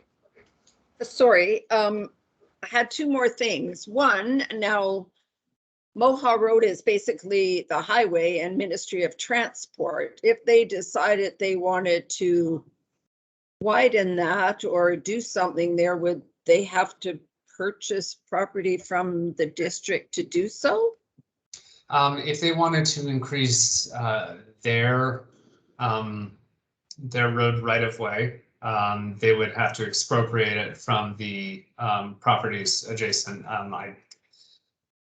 I doubt that that's going to be a concern. Moha Road or Road 40, I believe, is constructed to the standard that they require it to.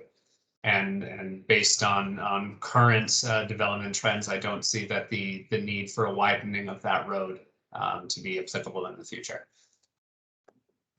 Okay, and then my last question, if we could address Mr. Nichols' concerns in regards to the highway tractors that deliver groceries up to the country store, because unbeknownst to those that follow them too closely and think they can stop on a dime, they can't stop on a dime and they can't turn on a dime. So I'm a little concerned with that. Again, the variance won't, if the variance is granted, it won't affect anything. Everything will be exactly as it is today. So if it is sufficient as it is today, then that will remain the same until such time the council chooses that they want to change it. Thank you, Councillor Weed. Councillor Hoffel. Thank you, through the mayor. Councillor Weeb asked my question regarding Mr. Nichols, Mr. and Mrs. Nichols' concerns. The other one I had was, what about septic? So is that back lot going to have septic? Is that big enough for a septic field? The lot is approximately a quarter acre, or possibly a half acre. Sorry, my metric to Imperial isn't working right now, but it is more than sufficiently sized for a septic system. Okay, Yeah. Good to know. Thank you. Thank you. Councillor Leach, go ahead. Yeah, and then the other letter that we had that Mr. Ness wrote asking about the water. I see on the map that on the proposed lot 2 there is a well casing there. Is that, are we presuming that they will be using the well, or that had not come up? No, they are in the water service area. They will need to connect to extend the water line to the property line and connect to it. That is their potable water source. If there is a well on the property, they may choose to use that for irrigation, but in accordance with the water bylaw, there shall be no cross connection between a private water system and our municipal water system, and that's a fairly standard health requirement. Okay, thank you. Thank you, Councillor Leach. Councillor Howe, you have any question, comment? Thank you. Thank you, Mr. Taylor. Okay. I need someone to move that DVP 21-001 to vary the minimum road right-of-way requirement for Herb Lane from 20 meters to 15 meters, 7.5 meters from center line to property line as prescribed in section 611 of the Subdivision and Development Servicing Bylaw 2007 number 286, and the road construction requirement for Herb Lane from pavement to gravel is stipulated in section 6.7 of the Subdivision and Development Servicing Bylaw number 2007, number 268, and the 10% perimeter lot frontage from the 10% requirement to 6% as prescribed in section 33.2A of Zoning Bylaw 2018, number 454, for the property located at 1160 Moha Road, legally described as Lot 11, District Lot 162, Lillooet District Plan 10764, be approved. Who will move? Councillor Howe, and second Councillor Leach. Call the question. Those in favor? Thank you, folks. Thank you, Mr. Taylor. Good hard work done there. Okay, we'll move to item 12.2. The zoning amendment bylaw to permit mobile food. Do you want to speak to that, Mr. Taylor? I have nothing to add over my presentation at the public hearing. I would like to remind council at this point that as the public hearing has concluded, that council can receive no new information on this matter, but may ask clarifying questions. Thank you. Thank you. Any questions from council? Councillor Weeb, go ahead. Hopefully this isn't a clarifying question. Through the mayor to Mr. Taylor. I know that it reads that these are mobile food trucks. Somewhere in my reading, it was proposed that the proponent wanted to have it stationary on her property, and we only seem to be addressing one address in. So I just wanted some clarification on that is not what was going to happen.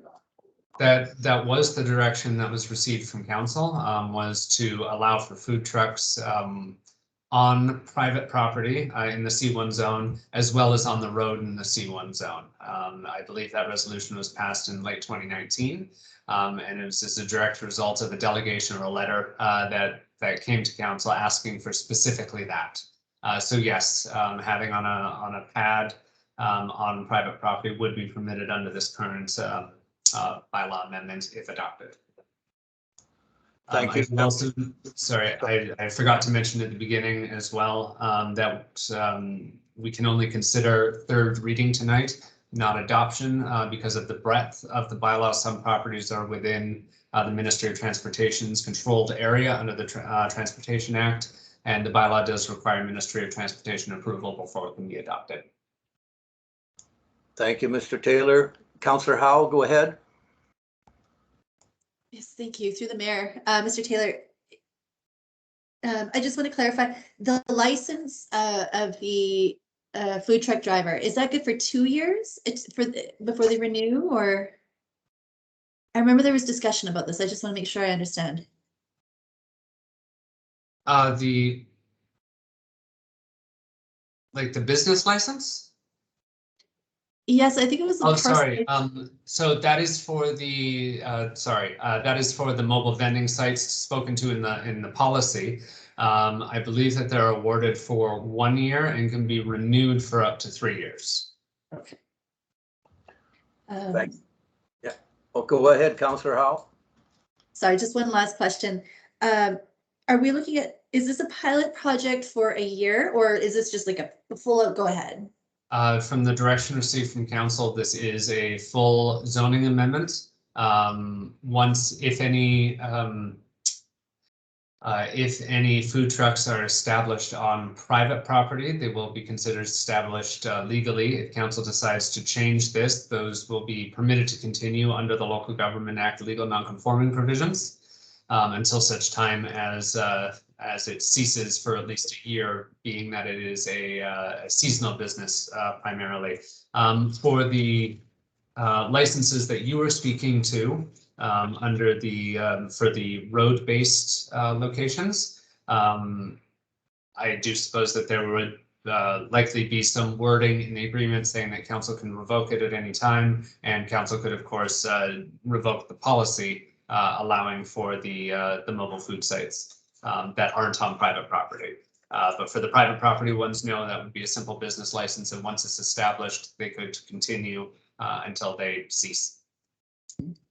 Thank you, Mr. Taylor. Thanks. Thanks, Councillor Howe. Councillor Hoffel, and after that, Councillor Leach. Thank you. Through the mayor, Mr. Taylor, under the policy, it says number 1, it says mobile on page 47, sorry. Mobile vendors should not be located on the street immediately adjacent to an existing restaurant. But on page 50 on site 2, it's adjacent to the museum. So that is right in front of the potential Dixie Chicken Place. So is that, if a restaurant should go up where a food truck is already got a designated spot, does that food truck have to change spots, or is it just legal non-conforming? Well, that would be up to council, because this is a policy. Legal non-conforming doesn't speak to a license that we give. what I believe this policy was drafted before the DP for that restaurant was established. It is just a policy. These locations are much easier to change than a bylaw. So if you would like, we can bring this policy back at adoption of this bylaw with that moved away from the Dixie Chicken. Thank you for catching that. I would like to see that moved away from that potential. And Nice. we aren't considering the adoption of the policy at this meeting. We're waiting for the adoption of the bylaw, so we will make that change. Thank you. Thank you, Councillor Huffle. Councillor Leach? Yeah, just to clarify, so the food truck will be allowed on private property. Is that only in the C1 zoning though? That is only in the C1 zoning, and that is only where there is already not another principal use. So it needs to be the only, so basically a vacant land. Yeah, so that's not included like an actual a property that has a residence on it in the C1 zone. Or no? Sorry, I'm just, our downtown, so like there's so much going on when it comes to this. Yeah, and then this is one of those problems with downtown is that so many uses have been permitted that almost those residential uses have become accessory uses. So I suppose that because it is a commercial use, as long as it were on a lot that may contain a residence, as long as it were fronting Main Street, and that became for the forming character provisions to be the primary use on the lot from a commercial standpoint, which is the intent of council, then that would be looked favorably upon. Okay, so if there is a house that is fronting Main Street and they decide to put it directly in front of the house, that's not going to be permitted. Is that what I'm getting? That's how I would interpret the bylaw. Feel free to correct me. It is your provision. So any of the homes that are directly on Main Street, no. But if there's a dwelling unit set a ways back from Main Street, that or on an adjacent lot, perhaps there's two lots owned by someone and they're operating it as a single lot. I would also consider that if some sort of visual barrier went up between the pad and the home, to really make it look like from Main Street that is the permitted principal use on the lot, then that would satisfy the intent of the bylaw, because it really is to make the downtown area look more commercial. Yeah, okay, thank you. Thank you, Councillor Leach. Any further questions, comments, clarification for council members? No? Okay, I need someone to move that the zoning bylaw 2018 number 454, amending bylaw number 2021-021 be read a third time. Councillor Howe, second Councillor Leach. I'll call the question. All those in favor? Carried, thank you. Well done, Mr. Taylor. Okay, we'll move on to item 13.1, work in progress. Any questions, comments from staff? This is work in progress as of July 7th. I'm not staff, sorry, I'm in council, for staff. Okay. I need someone to move that the work in progress as of July 7th, 2021 be received for information. Councillor Howe, second Councillor Weeb. I'll call the question. All those in favor? Carried. Thank you. We'll move to report from the mayor. On June 22nd, I was on the Southwest Regional call of mayors and CEOs with Minister Osborne and Minister Eby. On 24th, the Mayor Vaccine Roundtable, which is in Interior Health with all the mayors. On the 25th of June, I met with Bill Chu, and he brought a media type with him from Asia.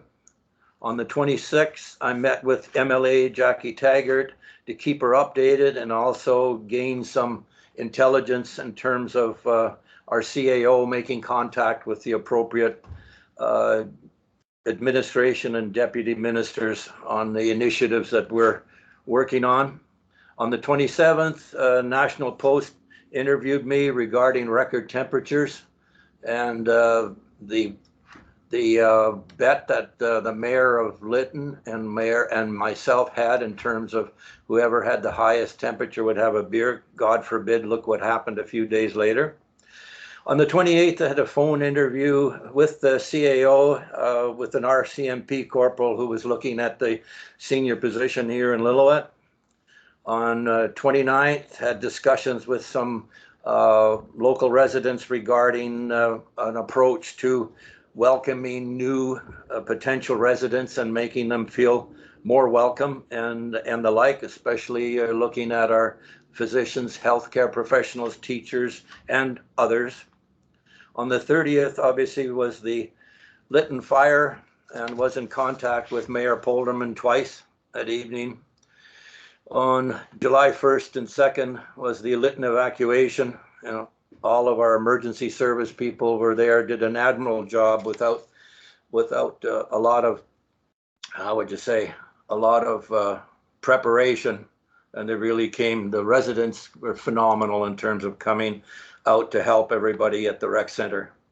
I also got a call on the 2nd directly from the Premier, who offered me his cell phone number if anything Lillooet needed during that time, and followed up shortly by a call from Minister Osborne, who also offered her direct cell phone number, offering support if anything is required from Lillooet. So that was fairly nice. EOC, oh yeah, we geared up the EOC in Lillooet on the 3rd. Kudos to staff. They did a phenomenal job of getting into gear and prepared, albeit things are a bit quieter now. This is still not the end of fire season, so it's a good exercise. It's going to look after us and our residents. On the 4th, the Emergency Operating Center requested me to ask for backcountry closure for tourism, and I contacted MLA, contacted Premier's office, and also contacted the TNRD and SLRD, and they came out in full support. On the 5th, the CAO and myself had a Zoom with Interior Health to explore certain opportunities regarding clinic options, as well as the physician attractiveness for our community. On July 5th, I had an interview with CBC. On the 6th, I met with the Premier and Ministers Conroy and Ministers Farnsworth and our MLA Jackie Taggart at the fire base here in Lytton, discussing what was happening here in Lillooet, I mean, discussing what was happening in Lytton, and listened to the interview of the Premier with 2 of the firefighters. Both of them lost their homes in Lytton. Offered our support to the Premier in terms of what Lillooet can do to help Lytton in their rebuilding, and also support directly to him to get us there. On the 7th, at an interview with the NRC journalist, he's from the Netherlands, and pitched up right out of the blue, that did that. And also at the 7th, at a request, I engaged Ministry of Transport, Scotty McKenzie, to seek permission to gain full loads, 100% loads through our 10-mile slide, which he consented to very, very quickly. On July 8th, Mayor's Vaccine Roundtable, and made up with MP Brad Viss in our chambers.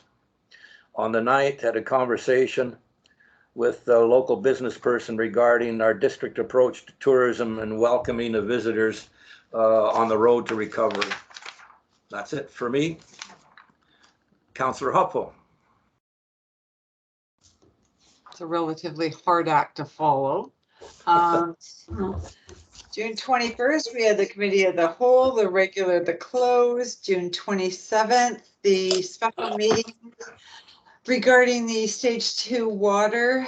I hope that we can get back to stage one. I agree with Councillor Weeb in her questions about, you know, losing the 2,500 gallons per day. That should, you know, yeah, and with the leaks in the road, that was a good point that she brought up. But anyways, hopefully we can get back to stage one soon.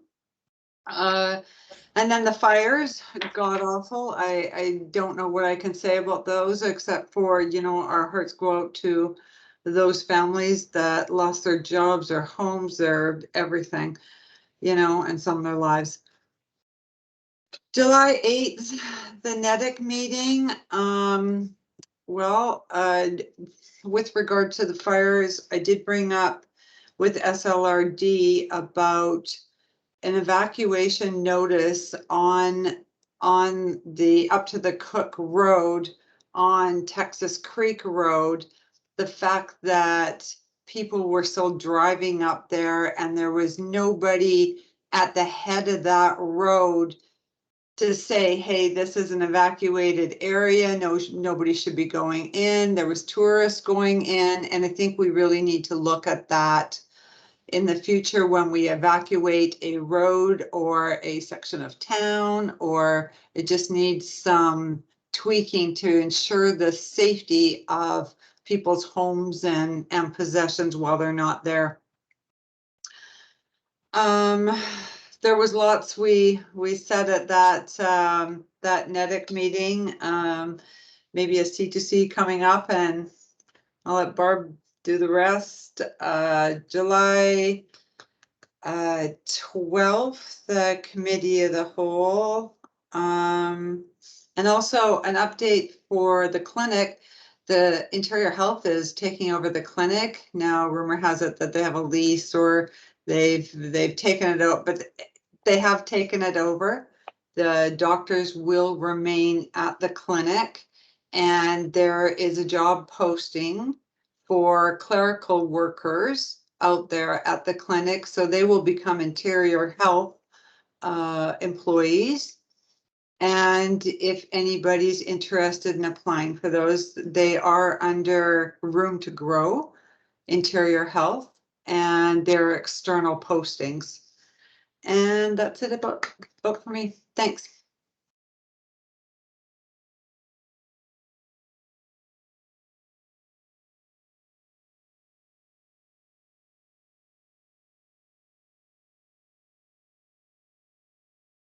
Should I just speak? Sorry, I'm like waiting. I'm waiting to be introduced. Oh, I was the one that was. Thank you, Councillor Howe. Go ahead.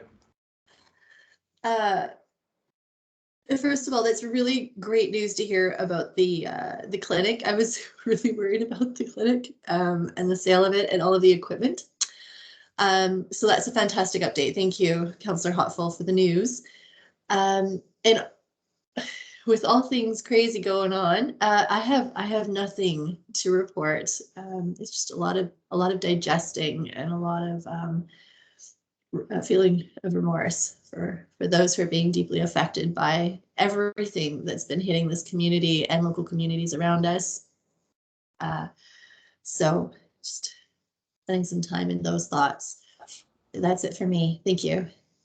Thanks, Councillor Howe. Good thoughts and feelings. Councillor Leach.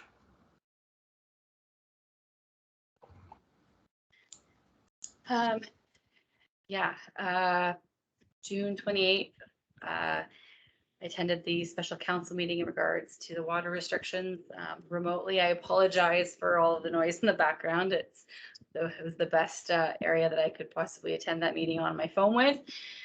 And then the rest of the week thereafter, I have had multiple phone calls with community members in both the District of Lillooet and SLRD, looking for answers about their problems or I guess reflection is not the right word, questions and concerns, but also just wanting more clarification on not only the forest fires and the emergency situations, but rail safety and also our watering restrictions, I think all of them tie into this wheel that we've all been dealing with for the last few weeks.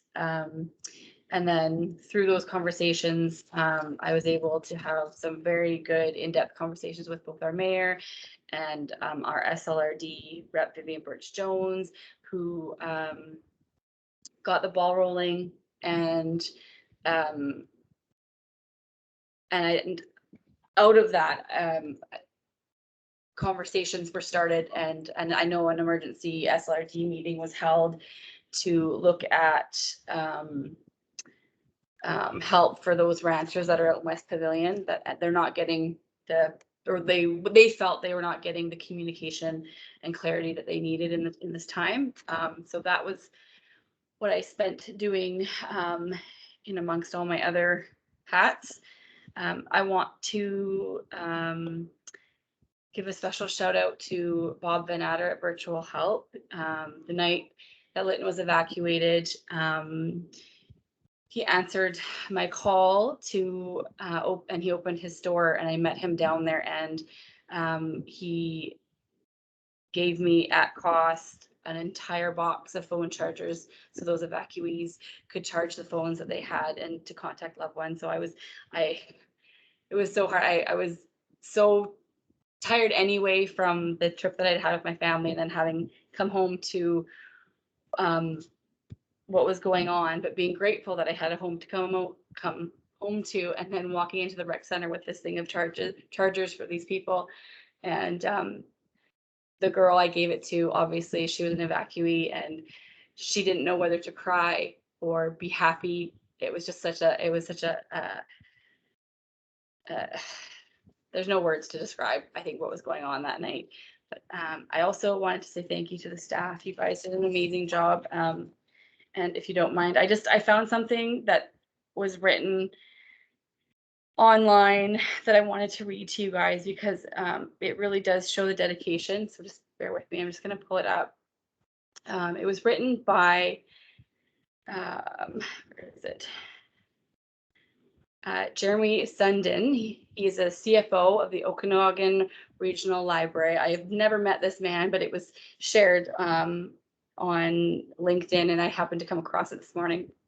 And he says, I'd like to give a shout out to all the local governments out there in BC, especially the small and medium-sized ones who tend to not be quite as well resourced as larger counterparts. In addition to administering and operating their municipality or regional district, they are also responsible to set up and operate emergency operation centers, or EOCs, to support the safety and well-being of their residents. This means in addition to their regular full-time jobs, they also have significant added responsibilities in roles such as EOC director, section heads of finance, operations, communications, logistics, and liaisons, etc. The work these people do during the day doesn't go away or become less urgent either. There's just more that must be done, and these EOC roles can be very stressful and emotional, as the people staffing them often live, work, and play in the communities they serve. They may be seeing sites they are familiar with burn, the addresses of friends and loved ones appear on evacuation alerts and orders. Knowing these families may have young children or be seniors who will be expected to leave their homes on short notice for their own safety. To my local government friends, thank you all for your hard work and efforts. Please keep doing your best. Your community greatly benefits. You are appreciated. And please also make sure to take care of yourself and your coworkers, even the ones who may get on your nerves from time to time. I understand in the community that there's been a lot of criticism about what we should have done, what we could have done, and those are all things in hindsight. But our team, including all of you at this table and our mayor, have done an outstanding job. And I think you guys all need to be very proud of yourselves. This is the beginning of the fire season. Things could go wrong overnight, and we all know that. And some of us have been through the evacuation, and I am so proud that we have a team that has an amazing plan. And yes, those plans can be tweaked, but for what we have and how we come together as a community, that says something about Willowatt, and I'm proud to be a part of that. So, thank you. That's all I've got. Thank you, Councillor Leach. Wise and impacting words. 17.1 CAO report. Mr. Hello? Mayor, if we missed Councillor Weed's report. Oh, I wasn't, I see I have, okay, I see I have her checked off in this box, and I probably thought she would be boring anyway. My apologies, Councillor Weeb. I checked you off too soon. Please proceed. Oh, I had such a witty comment, but we're live or we're being recorded, so I best not use it. Councillor Hopful thought she had a hard act to follow. Thanks, Councillor Leach. I did attend the Stage 2 water meeting on June 28th, and we all know the outcomes of that, and we've all heard the conversations about that on and off. So July 7th, I attended the emergency special SLRD board meeting, and they made 3 resolutions, one to move forward to provincial state of emergency so that there would be extra funding for farmers and lost cattle and feed and any further help that people needed. They also made a resolution of closure of unregulated backcountry sites, not the whole backcountry, because tourism has had a hard enough hit in the last 2 years. So just the unregulated will be closed. And then there was a huge discussion and a resolution made about the rail lines. And on that one, I would like to caution people on their conversations, their Facebook posts, all of social media, until it's a proven fact of where this fire started. We have CN employees in our town with families, and they were also affected by the fire in Lytton, whether they were working over there and their families were over here. And I don't think people stop to think of how it affects the people in this community who are employed by the railway. It is an economic driver in this community. And until there's proven stats on it, I think people need to leave well enough alone and keep their presumptions to themselves, because there are people being hurt by gossip and conversations. And that's enough on that one. Now, on July 8th, I attended the NEDIC meeting, and we talked about quite a few things that are going on. And I think my big impression on that one was that Goldbridge has a writer that they've either hired through a grant. I didn't get the whole scenario. I was going to touch base with Sal Demare, but they're doing a book on stories of the valley. And I thought, oh, that would be kind of interesting. Like, you know, I don't know the whole history of Braylorn, Goldbridge, et cetera, et cetera. We also had the conversation about entrepreneur immigration programs. So that's something that possibly could be looked into for people that don't need to be in an urban center to actually work and build the economy of small communities. And then there was,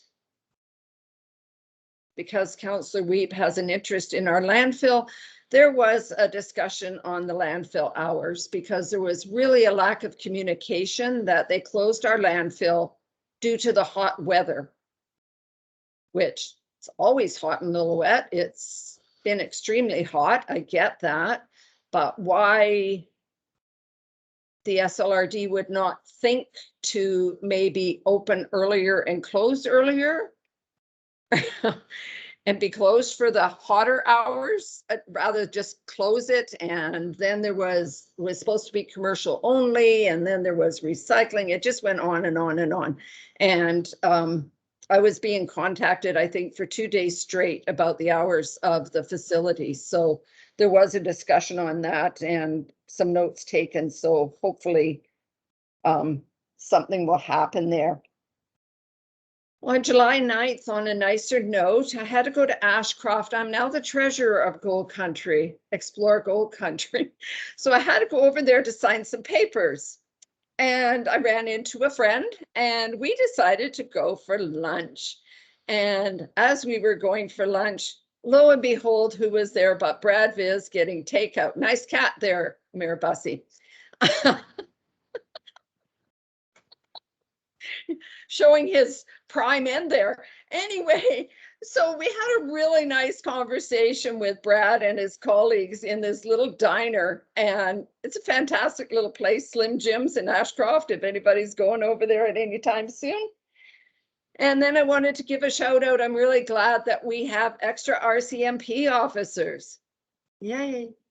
Great in our time of need, and the firefighters. So if anybody has extra fruit on their trees that haven't dried up or whatever, I know that they were calling out for apricots or anything they could get. So I did bump some cherries off my neighbor that they had picked a while ago and took them down for them. But yeah, if anybody has any extra fruit, I think we've let them know that they can feel free to go pick anything that's ripe at the Miyazaki house. So that's it for me. Now you can go on to anything you would like, Mayor Bussey.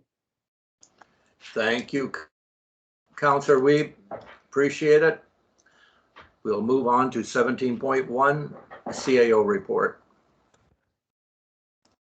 Thank you. I found that very interesting. So I've got a few things for this evening. One is the Emergency Operations Center. So the Lillooet EOC is fully up and running, and many district staff have been doing double duty, as some of you may have noticed, since the tragic events of Lytton on June 30th. Staff are doing their best to do both the regular duties, which have not slowed down. Some have even gotten faster because of the season. And we're also doing the EOC operations. Some staff haven't had a weekend in weeks. And this could quickly lead to burnout. So we have been busy trying to find non-district staff to fill the EOC positions.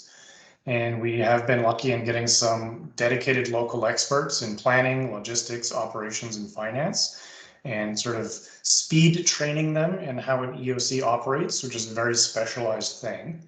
It works kind of in parallel or separate from the district itself. When I'm there, Darren is actually my boss. It's an interesting dynamic. But just last Friday, we were actually lucky enough to get a fellow by the name of Benjamin Morgan. He's joined as the EOC Information Officer. He has extensive experience in crisis communications. He just started today. He's had a ton of experience in similar situations and was actually the communications lead for the Calgary flood and the Fort McMurray fire. And his specialty is dealing with emergencies and crises like this. So you should see in the coming days a change in the level and the kind of communication that's happening from our EOC to the community, and better engagement and hearing back from them, and more information for the community on how everyone can actually better prepare for potential evacuation. We've certainly been struggling and trying to communicate often enough and in a way that everyone can hear through whatever venue works for them.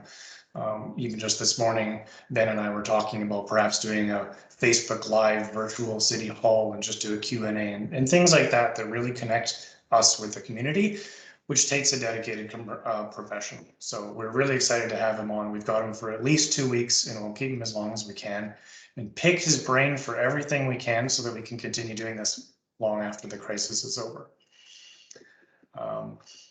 I inserted this into my list of things to talk to you about. Mr. Card was fighting technical issues during that swimming pool conversation. So I looked at my phone just a moment ago, and there's all these numbers flying at me. So we've been busy texting each other. And so what I can say, he'll put this in an email when he gives council an update on the water situation, as he promised last council meeting. The pool was estimated when the pumps weren't running to be losing about 2,500 imperial gallons per day, which works out to 9.5 cubic meters of water per day. Compare that to the average water user in Lillooet, who uses about 7.5 cubic meters a day, which is about 1,600 gallons per day, is the average Lillooet user. I was shocked when I read that. That's high. At the height before stage 2 water conservation was implemented, our water treatment plant hit 8,600 cubic meters of water in a day. So if the pool were to be leaking at that rate, which may actually be lower once the pumps are running, it would have a 0.1% impact on total water use. To fill the entire pool is about 526 cubic meters. So we would coordinate this with Public Works to spread out that water consumption so it doesn't hit in one day. We could do it over a number of days and still probably use less than the average Lillooet resident. Got some work to do on water conservation. Maybe some water metering and education would be good. But it is good. People have been listening to the water conservation measures, so I'm very grateful to everybody in the community for stepping up, and we will lift those restrictions as soon as we can. I've got some good news and bad news about grants. So I'm going to start with the good news is we were successful in being granted $50,000 from the Federation of Canadian Municipalities to create an asset management plan and long-term financial modeling program for the district. So this will open up our ability to apply for future grants that almost always ask now, do you have an asset management plan? And we've had to say, we're working on it. Soon we'll be able to say, yes, we have one. And we may not have the full plan. We've certainly been over the years aware of our infrastructure and are obviously funding our reserves to take care of it. But this is a very technical, standardized way of managing it and brings forward things for council's discussion. And you'll see this in future meetings where the discussion by staff is about balancing risk with service levels and infrastructure and finding a balance where a certain number of breakages are acceptable to the community. And that really depends on each community and how it feels about water main breaks and quality of roads and so forth. How much do you pay? Do you try to have gold covered roads, or is a reasonable road affordable and acceptable to the community? So that'll be coming in the coming months. Bad news about grants. We were notified last Thursday that the 7th Avenue drainage upgrades and PRV relocation project was unsuccessful in receiving the $880,000 of funding that we requested through the Investing in Canada Infrastructure Program, which would have contributed significantly towards the project's $1.2 million cost. Staff will be bringing recommendations to a future council meeting on how we can move this project forward because it does need to happen. There's significant risks and problems with that area. And the final note, with COVID protocols now in step 3 since July 1st, staff will be working to move council meetings back to in person. We do have to do best effort, and our best effort is to meet in person. So once held in person, just because of technical challenges and trying to juggle many things from a desk in a gymnasium or wherever we may be, live streaming will stop, but we will keep recording the meetings and they will continue to be posted on YouTube for anyone who's not able to make the meetings. And that's my report for today. Thank you, Mr. Deniger. Any questions of Mr. Deniger from council? Councillor Howe? Thank you through the mayor. Mr. Deniger, thank you for the update. Do we have any feedback as to why we didn't receive that grant? Yes, it was a pretty typical canned response that we get from a lot of them. It doesn't mean it's not true, but they said they did thoroughly examine the application and they had to deny it simply because they've had too many applicants. I think it could just be the timing of everybody jumping on the bandwagon right now of trying to invest in infrastructure with the economy the way it is. So they had a much higher than expected number of applicants to that program, and they had to make tough decisions. But there wasn't any mention about it wasn't qualified or it didn't meet all the guidelines, nothing like that, like the other grant. It was a fully qualified, perfectly reasonable grant application. We simply weren't one of the lucky ones. Thank you. Okay, thank you, Mr. Deniger. We'll move to 19.1. The meeting is open to questions from the media and public. There are no media and public in attendance, Mr. Mayor. Thank you, Mr. Taylor. Before I adjourn the meeting, I'd just like to pick up where Councillor Leach and a number of you others have stated. Through this crisis from Lytton and its people and its residents, I think we've opened up our hearts. I'm really proud of our residents and of our businesses that stepped up. All you guys, you councillors, and especially our staff. I think it really did us proud. I'm proud to be part of this group of people. Thank you guys, and we're going to be here to support Lytton and make the necessary support, moral, or whatever business-wise we can participate in, we'll do that. So I need someone to move that July 13th, 2021 regular council meeting be adjourned. Councillor Howe, second Councillor Wiebe. I'll call the question. All those in favor? Carried. Thank you, council staff. Good meeting. Lots of discussion. You guys have a good evening.